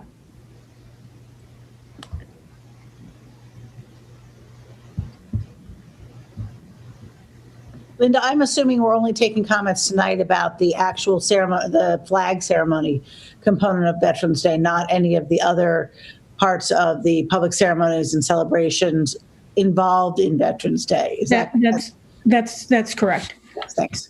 Okay. So again, I'm going to ask the clerk if there is a motion to accept the recommendation from the Celebration and Ceremonies, Public Ceremonies Committee to not include children and the flag burning part of the traditional program in this year's Veterans Celebration. Can I say so moved? All right. Is there a second? Second. Okay. Will the clerk call the roll? Ms. Escobedo? Aye. Mr. Johnson? Aye. Ms. Ackerman? Aye. Ms. Hotchkiss? Aye. And myself, Ms. Bates, aye. Thank you to the committee again, and I hope that you're going to follow up with the town public communications director in terms of getting the referring the public to look for the MMN recording of this important ceremony. Thank you. Thank you, Linda. Thank you. Thank you, Tom and Jaliska. Good night. All right, we'll move to the next item on the agenda, which is the FY21 Select Board Goals. In your packet is a compilation or an attempt at a compilation of all the comments that I heard at our most recent discussion. And before you respond to that, I just want to point out that there are two items in particular that I'm aware of were left off and intended for additional discussion tonight, but I wanted the draft that's before you to reflect as close as possible what I thought I heard from all of us at the last meeting. Those two items that I think we may want to revisit for discussion in addition to the entire document. The first one is under the section of balance, equity, and diversity.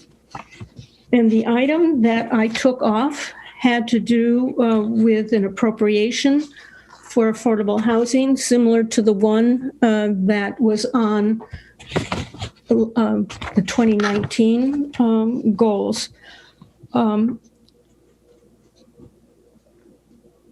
That's open for discussion, but I took it off given the budgetary situation we're in, even though the expectation was that we would try to continue to make an appropriation, given that we are still working with the legislators on enacting special legislation related to Articles 25 and 26, which are still in play in the current legislative session. So that you can see the two sides of that in terms of, and the expectation was that we would continue to need to fund for several years until that was worked out, because we knew that that would take time to work out. But given the budget situation that we've been talking about is the other side of it. So that's, I've taken it out for now, but that is one of the other issues that needs to be discussed.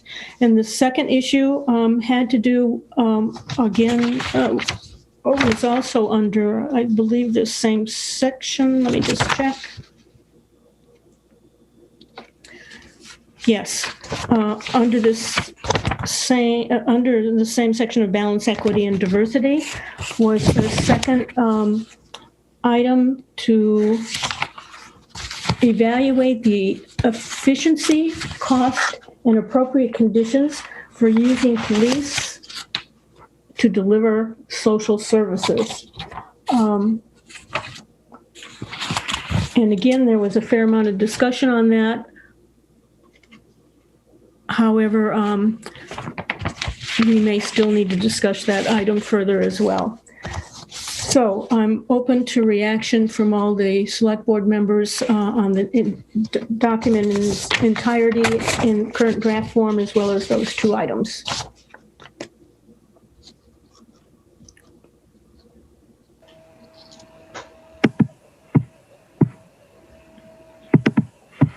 Linda? Yes.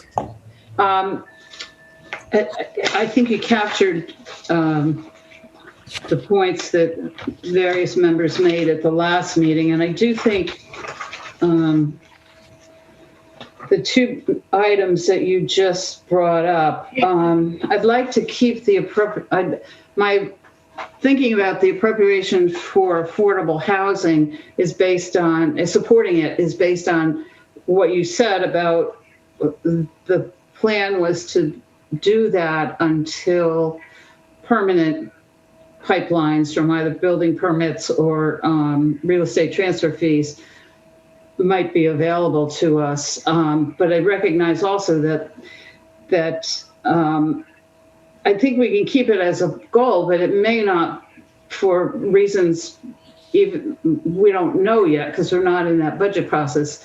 It may not be possible, but I think to have it be still visible is would be important. Okay, thank you. I agree with Susan on that point. I would like to keep it as a goal, and there may be reasons we may not be able to achieve the goal as the year progresses, but we haven't yet seen a budget. And so we're really, I don't want to prejudice the outcome by taking it off our goals. Okay, thank you. Linda, I think Terry. This was a very good compilation I went through, and thank you for doing it. It must have been difficult to put everything together. I went through. It was challenging. Let me put it that way. Yeah, challenging. That's the word, right? I went through to try to check off, and I found a few things that were missing besides the ones that you mentioned that I wanted to ask about. The first one is in the values and guiding principles section. Okay. And I thought we had talked about adding 2 new values, one public health and safety, and one that Jane mentioned, something like economic resilience. And I have a note here that Stephen offered to draft some wording for that one. But this is up in the values and guiding principles section. Okay. And then my next comment is in the effective governance, the first section after the COVID section. In number 8, 9, and 10, the green cards, the public-private agreements, and the wireless. I kind of have the same comment on all 3 of them, which is I don't really understand how these work now. And in order to have them as a goal and see if we need improvement or what needs improvement or whatever, I'd really like to have them on an agenda. I know our agendas are really full, but for example, the green cards, are the online and the old paper ones merged? Is the acknowledgement coming through? Just to spend maybe 15 minutes on an agenda, which really. Excuse me for interrupting. That will be coming up on an agenda item soon, very soon. Great. Okay. So on those 3 in particular, number 8, 9, and 10, I think the board needs to understand what, like in number 9, the town manager is supposed to provide a list of public-private partnerships that need reviewing. Because I don't even know how many there are, when they need reviewing, et cetera, et cetera. And then just to finish up, in the balance, equity, diversity section, there was this one that we were going to move to the economic vitality section, but I don't see that it got moved. It was continue to work with business sector to establish retail diversity support systems, including intra and intertown transportation. So, I did have that on my list. And because we had transportation somewhere else and we had the business diversity somewhere else, I felt as though the 2 components of that had been addressed. Right. I moved them. Okay, I thought about that. I don't think the ones that we have totally reflect what this one said. Maybe we can wordsmith the other ones that we already have to include this one a little more. And the final one that I have is the one about White Pond and Giroux in the Concord Unique Character section. I know that we don't need to review recommendations anymore, but Stephen commented last week, and he's right, that the recommendations are complete, but the projects are not complete. And we need to develop a maintenance plan as well. So I'd like to see that one come back in with these updates. That's it. Thank you. I'm seeing that there is a one under the unique character that says review and implement recommendations for the recreational use and long-term protection of White Pond and the Giroux land and their ecosystems. Right. You know what? You're right. I think we agreed that we are going to change the wording of it. It's not that it got taken out.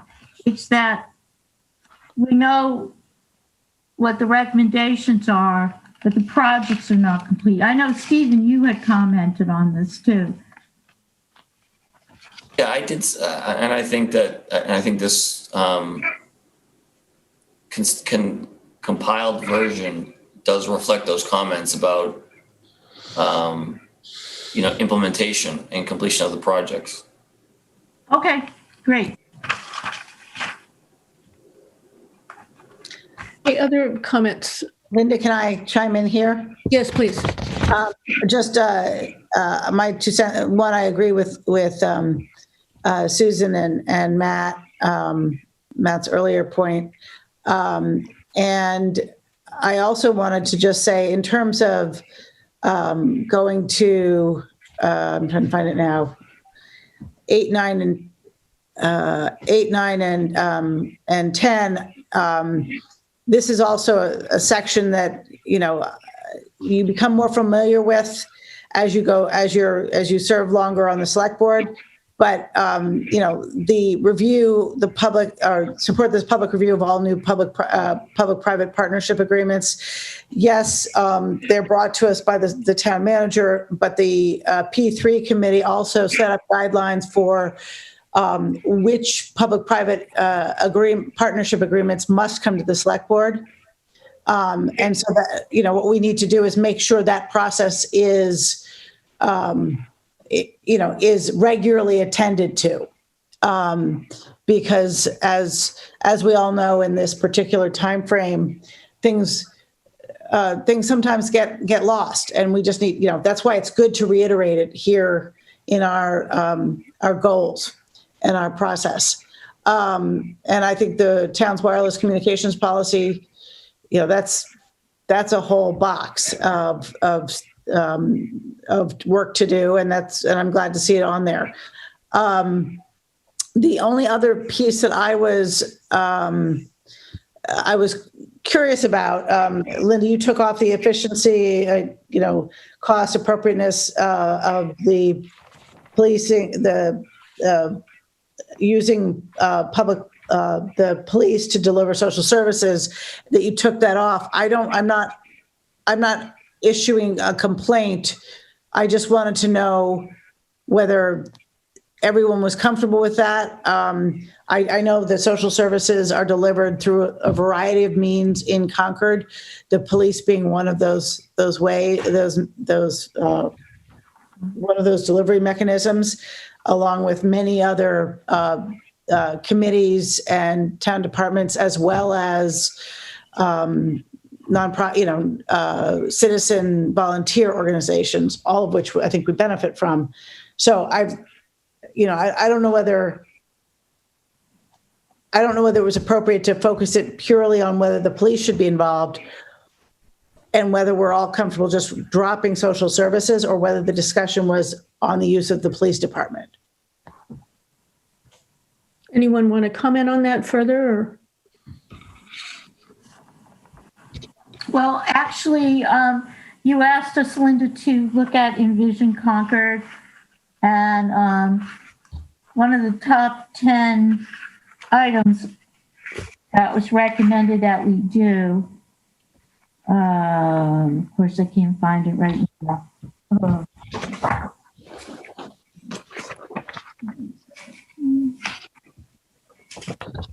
I can't find the wording of it, but it is the issue that Jane is talking about. And I do support that. And I had some wording from it, but I can't find it right now. Sorry. Okay. Also, I think, Matt, this was your contribution to start with. I'm not trying to put you on the hot seat. I want to make sure you're satisfied.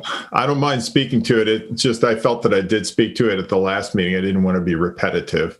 No, and I'm not trying to, I just want to, okay. Yeah, I mean, more or less, there have been a lot of discussions nationwide about the role of policing within different municipalities. And I am not personally uncomfortable with what we are doing in Concord, but there have certainly been questions raised, as well as I think that we as a town have made some recent decisions, for example, a second school resource officer, that I just think that given the general conversations that are happening, it's just worth taking a look and seeing whether, we feel, yes, we're getting good service that way, or maybe there's a different way to deliver the service, but just to examine that point in order to ensure that we have confidence in how we're proceeding, because those questions have been raised on many fronts. And I might choose to offer this thought, which is maybe a goal could be to do a better job as a select board articulating the roles and responsibilities and many facets of service that our police department offers. I think that's where at least I think for many in Concord, there's a lack of transparency there. And therefore, sometimes there is a question of support or there are concerns raised that may or may not have any foundation. Now, if there is a foundation, there's a foundation. And that goes to some of the larger conversation Matt was alluding to, which I think we're all aware of.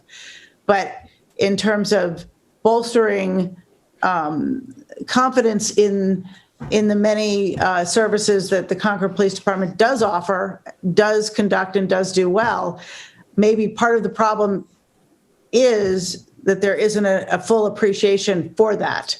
I mean, I think that for some in Concord, it might be a surprise to know that the police department actually delivers as many aspects of social services as they do. So that's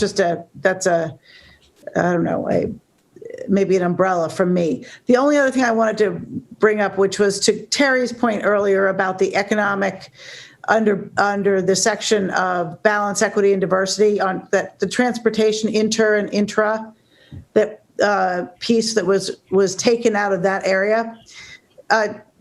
Terry, I think that the onus is on the transportation work that we're doing to fold that in. The reason it was under balance, equity, and diversity was because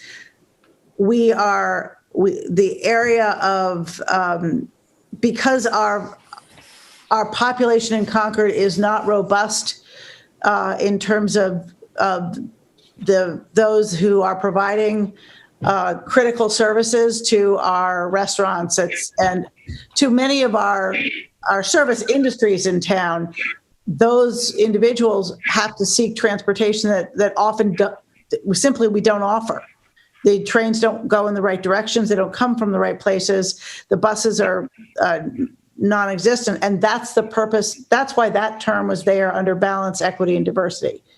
And I don't know that, especially right now in COVID times, given all of the changes in our town and the changes in some of the service industry's needs, as well as the challenge to the Transportation Committee to really encompass all of those items potentially under its umbrella.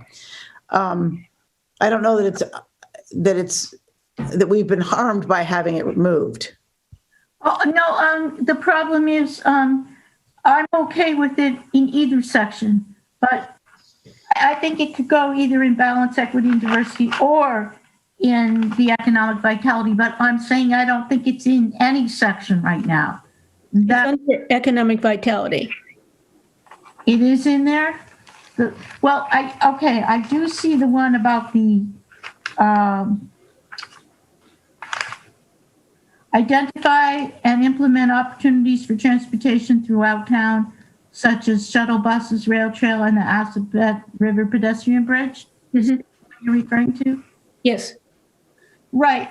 And what I'm saying is, I think we need that, but we also need this part about continue to work with the business sector to support systems of intra and intertown transportation. So it's not. I think you're right, Terry.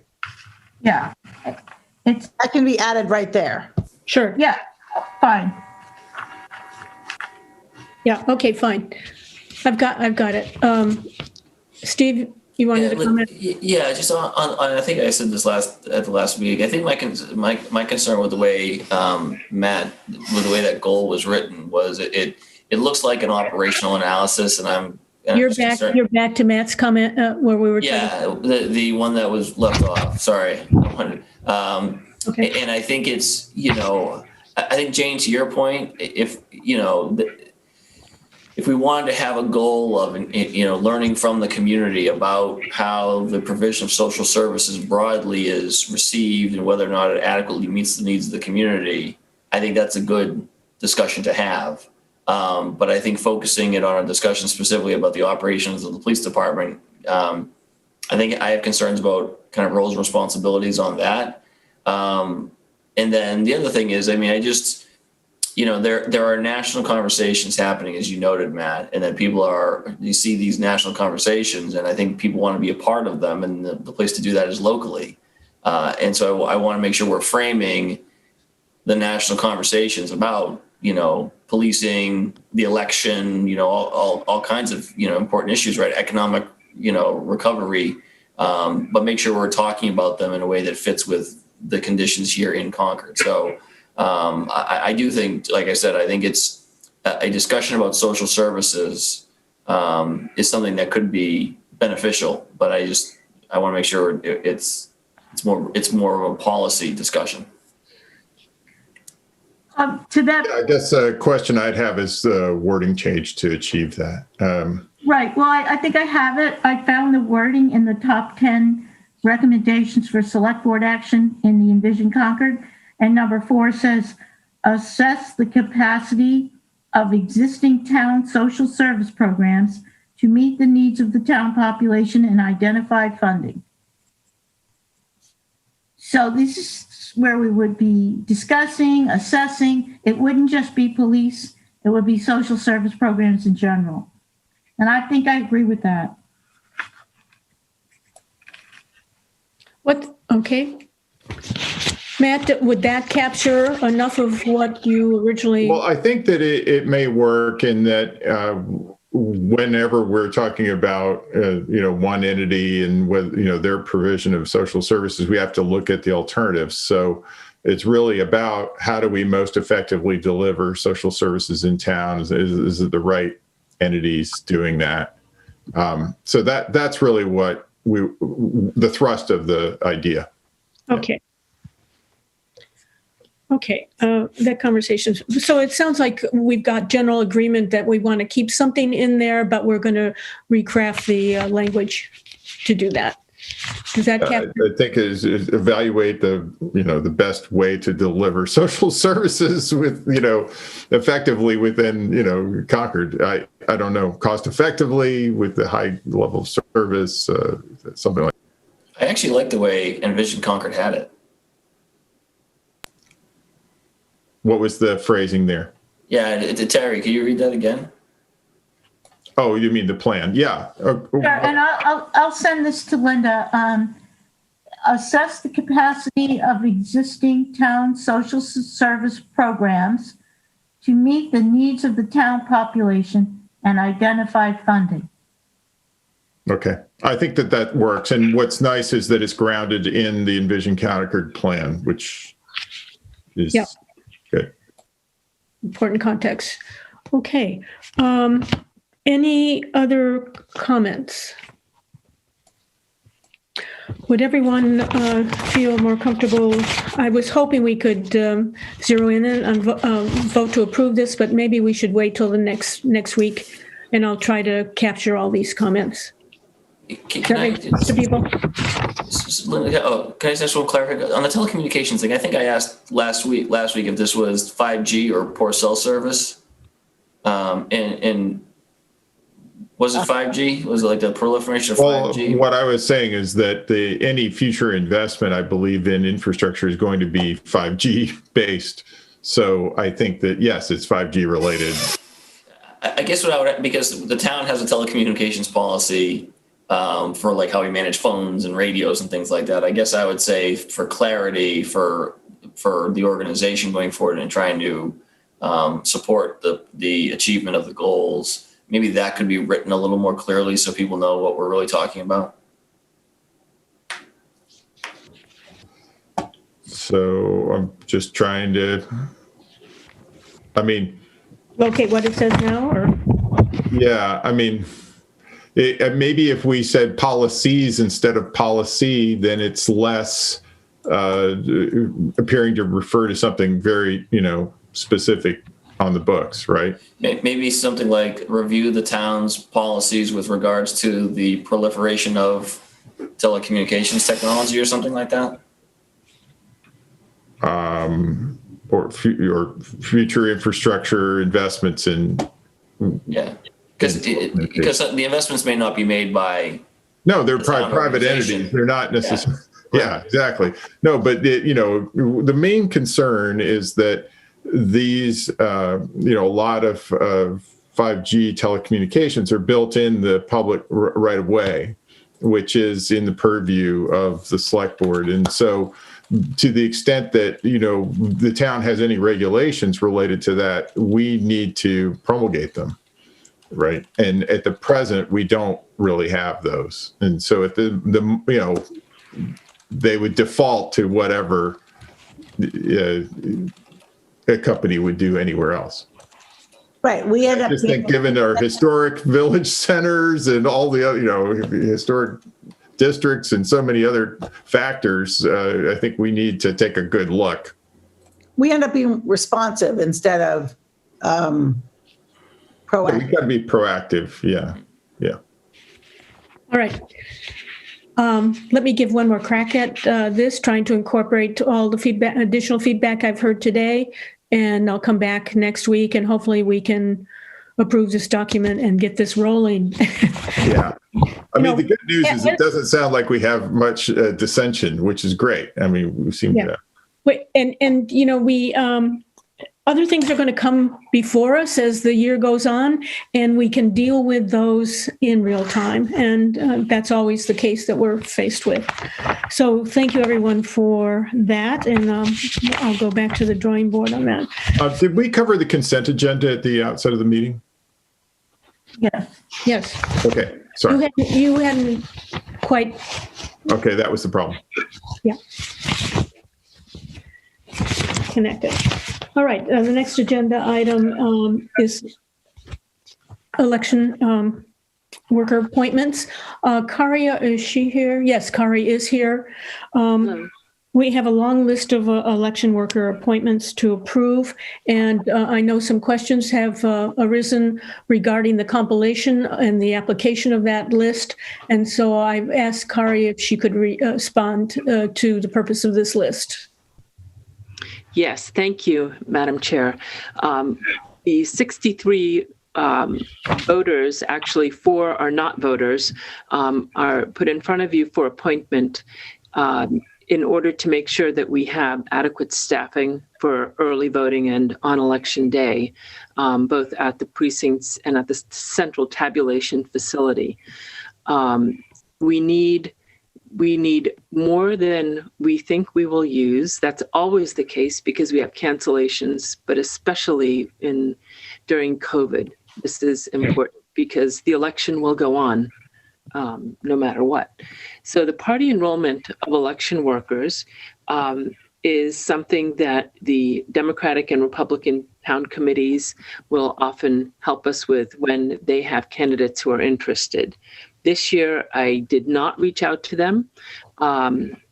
It was something that should have been done in April, and there were other things happening in April, and so I should have done that. But I have reached out to the chair of the Republican Town Committee, Michael Benn, to ask if there are any additional Republicans who are interested in serving. The question that had come up was the party distribution among workers. We have 71 or 52% currently who are Democrat, 5 or 4% who are Republican, 56 or 41% who are unenrolled, and 4 that are not registered. What can also happen is after someone is appointed, they continue to wish to be appointed as an election worker, but they may change their party in the meantime. So I generally have the election worker application posted on my webpage. We have actually taken it down because we've gotten so much interest in people stepping forward to work at the polls. And it's good to have a large pool of election workers. So that is why I'm before you with this long list of election workers to be appointed. And Kari, I think the other comment you may want to speak to is typically how you try to balance them at the various precinct locations. Yes, thank you. Right, we do look at when we are scheduling to make sure that we don't have one party too heavily represented at any polling location. One of the reasons is that if a voter needed assistance with marking their ballot or having the ballot read to them, there would need to be two election workers from different parties or two unenrolled election workers helping that voter. So it's all about fairness and transparency.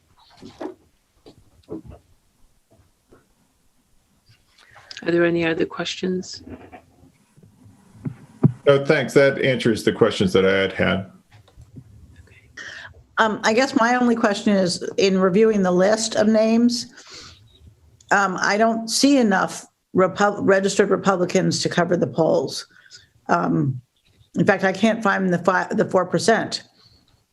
I'm not trying to call it out. I just want to make sure that we are achieving the goals laid out. Well, the legislation that was passed in July actually relaxed that requirement. Okay. Mm-hmm. Yeah. Good question, though. Yeah. All right. Do I hear a motion to accept the election worker appointments as presented in the memo in our packet? Move to appoint the election workers as outlined in the memo from Town Clerk Kari Tari dated October, October 9th, 2020. Okay. Is there a second? Okay. Will the clerk please call the roll? Mr. Johnson. Aye. Ms. Hotchkiss. Aye. Ms. Ackerman. Aye. Ms. Escobedo. Aye. And myself, Ms. Bates. Aye. Okay.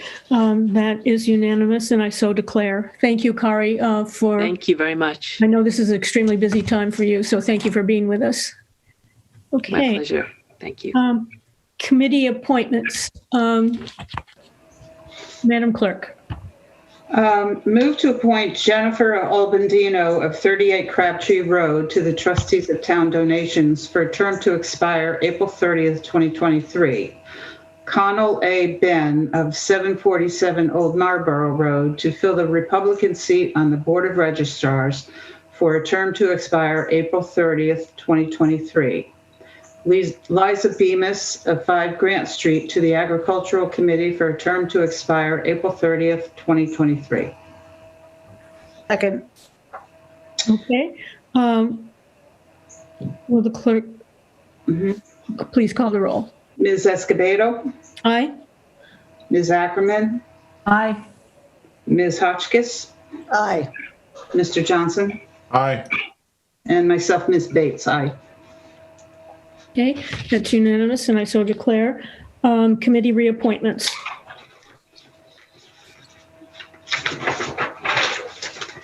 Move to reappoint Elise Woodward of 379 Garfield Road, Terry Ackerman of 89 Heaths Bridge Road, Stephen Crane, Town Manager, Carrie LaFleur, Chief Financial Officer, Jared Stanton, School Director of Finance and Operations, Cynthia Rainey, School Committee, Harshar Patel of 379 Sudbury Road, Lori Hunter, School Superintendent, and Hugh Lauer of 100 Keyes Road to the Capital Planning Task Force for terms to expire June 30th, 2021.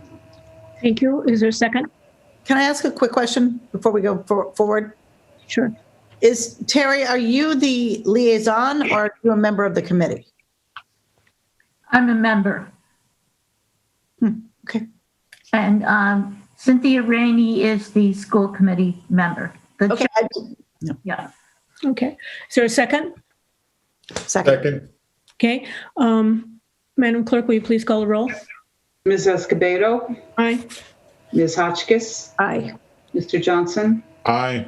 Ms. Ackerman. Aye. And myself, Ms. Bates. Aye. Okay, that's unanimous and the chair so declares.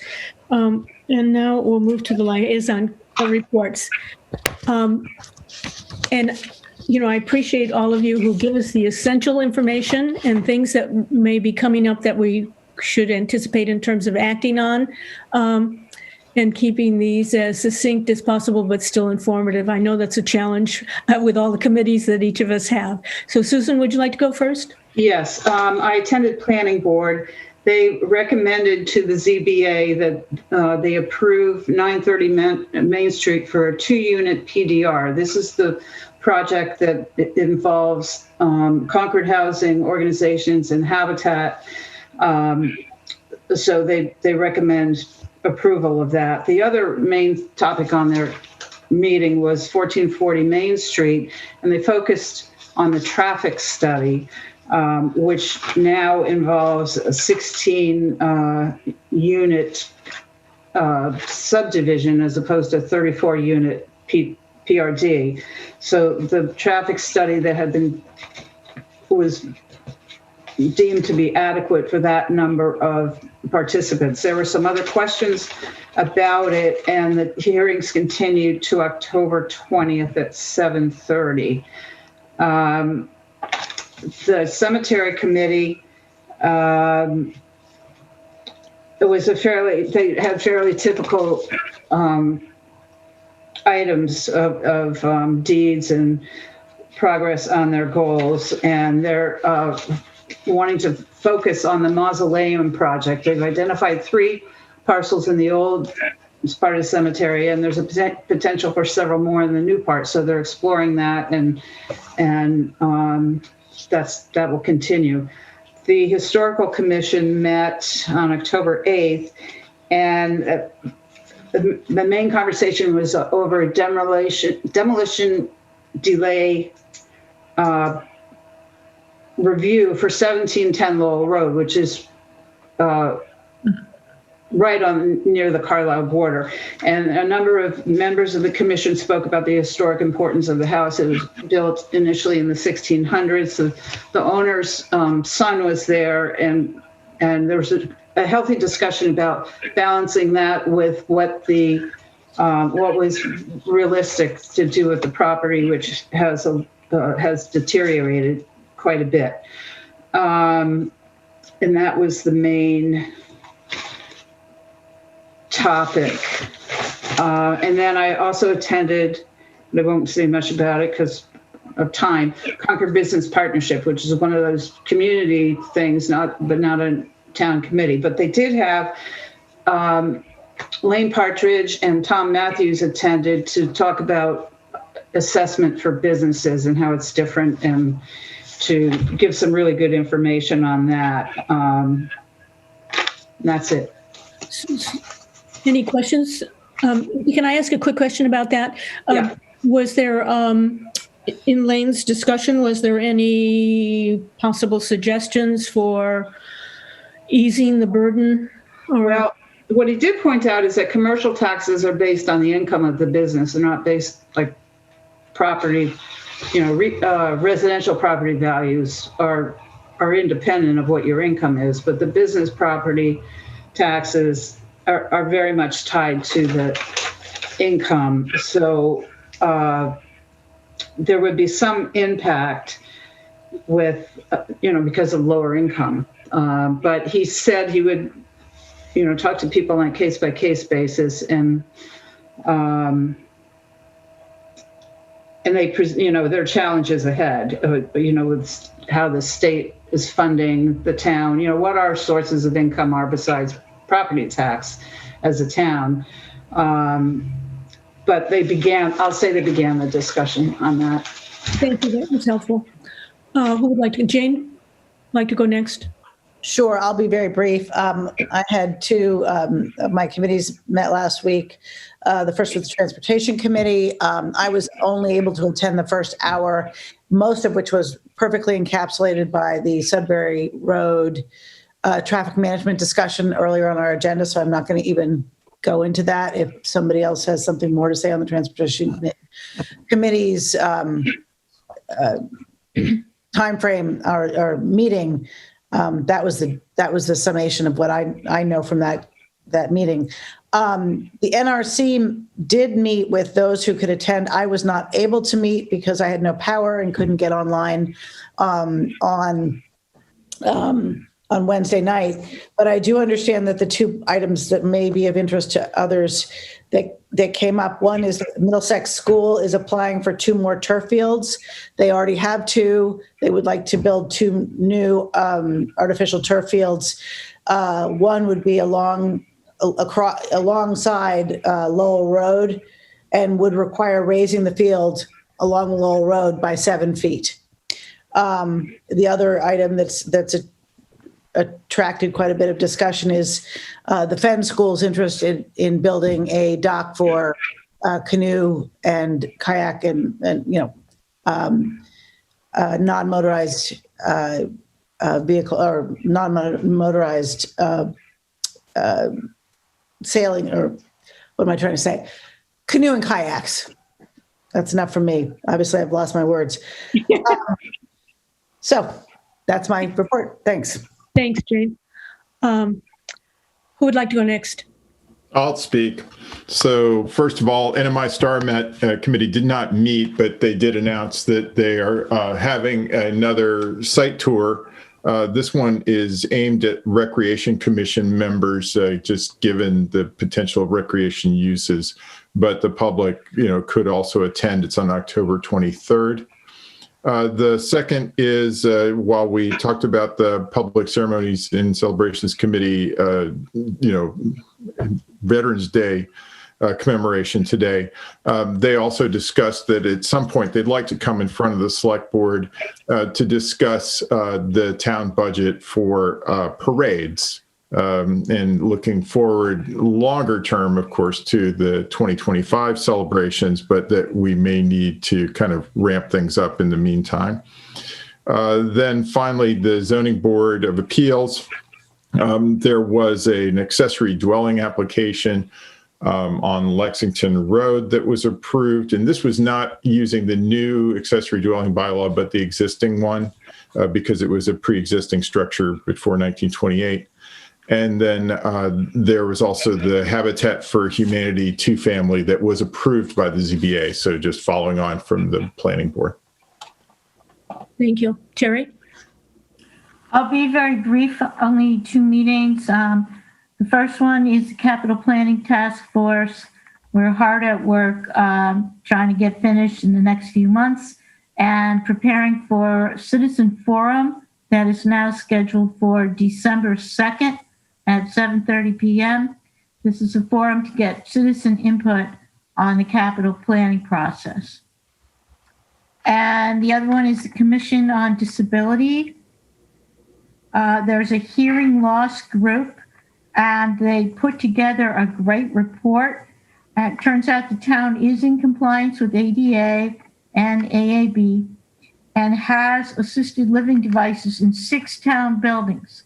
However, most of the citizens don't know about it, nor do the committee chairs.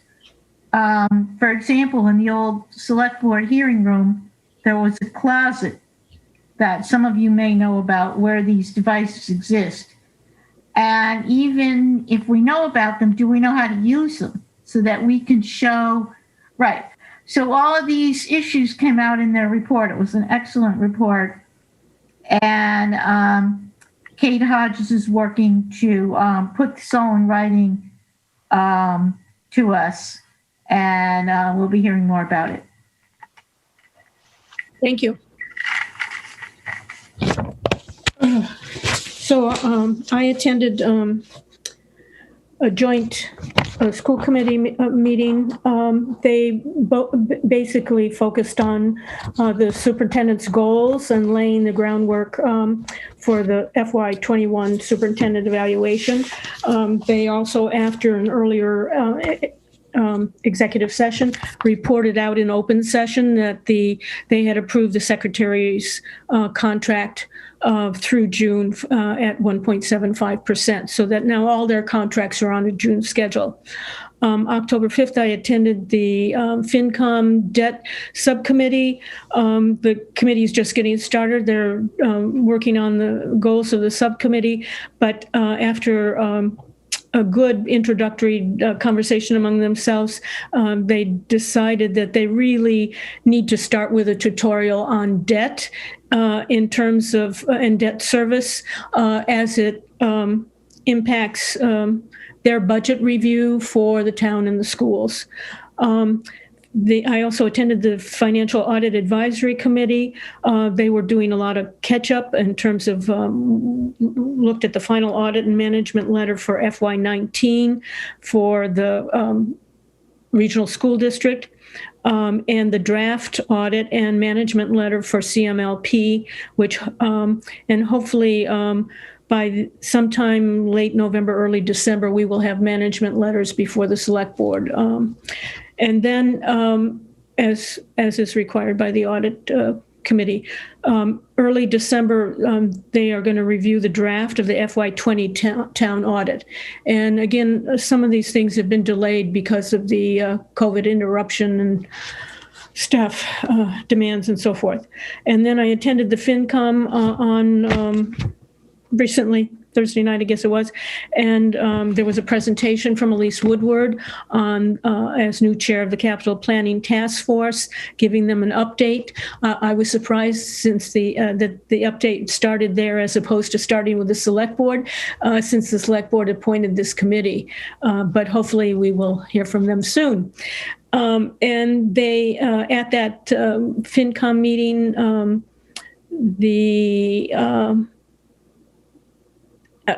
and the FinCom did ask the Capital Planning Committee to consider debt management in the development of their methodology to look at capital planning and the prioritization of capital planning. And Carrie reported to the FinCom that in general, we are in a good position for the FY21 budget, just given the nature of our revenue sources, even though we do have a couple of accounts that are lower in revenue. A little of that has been offset from some higher than expected activity in new growth revenue. And because 85% of our revenue comes from our property assessment, which is fairly stable. So that concludes my my reports there. So the next item on the agenda, which just escaped me, forgive me while I pick it up, is miscellaneous correspondence. The select board has received correspondence regarding vandalism of Black Lives Matter signs, comments regarding board goals. There's been some correspondence, and some of these are already posted in the packet. There's also been comments asking for clarity of the Transportation Advisory Committee, whether it's a public committee or a quote hybrid committee that isn't necessarily regarded as a public committee. And there have been numerous correspondences received regarding from citizens about citizens not obeying the rules for the use of trails, and specifically for the Esterbrook Woods Trail. So we're now ready to move to public comments. Are there any additional public comments this evening? Yes, Linda. Okay, Tanya? Hi, yes, if I may. If you will state your name and your address. Yes. 62 Prescott Road, Tanya Galis. I had requested a small change in the minutes that makes a huge difference in the meaning of the sentence that I made on September 8th. I don't know if And I think that correction was made. Yes. Oh, I didn't see it thank you very much. I did not see it in the meeting package. It was under a separate email to us because it was it happened. I appreciate it. Thank you very much. Thank you. Okay, thank you. Any other public comments this evening? Okay, seeing none, I will ask for a motion to adjourn. Second? Oh, we're muted, everyone. Can I hear the motion to adjourn? I moved if we adjourn tonight's meeting. Thank you, Matt. I second. Good. I saw movement. Tomato. Yes, aye. Ms. Ackerman. Aye. Mr. Johnson. Aye. Ms. Hotchkiss. Aye. And myself, Ms. Bates. Aye. That sounds unanimous. Thank you, everyone. I think we got a lot done. Thank you. Thank you.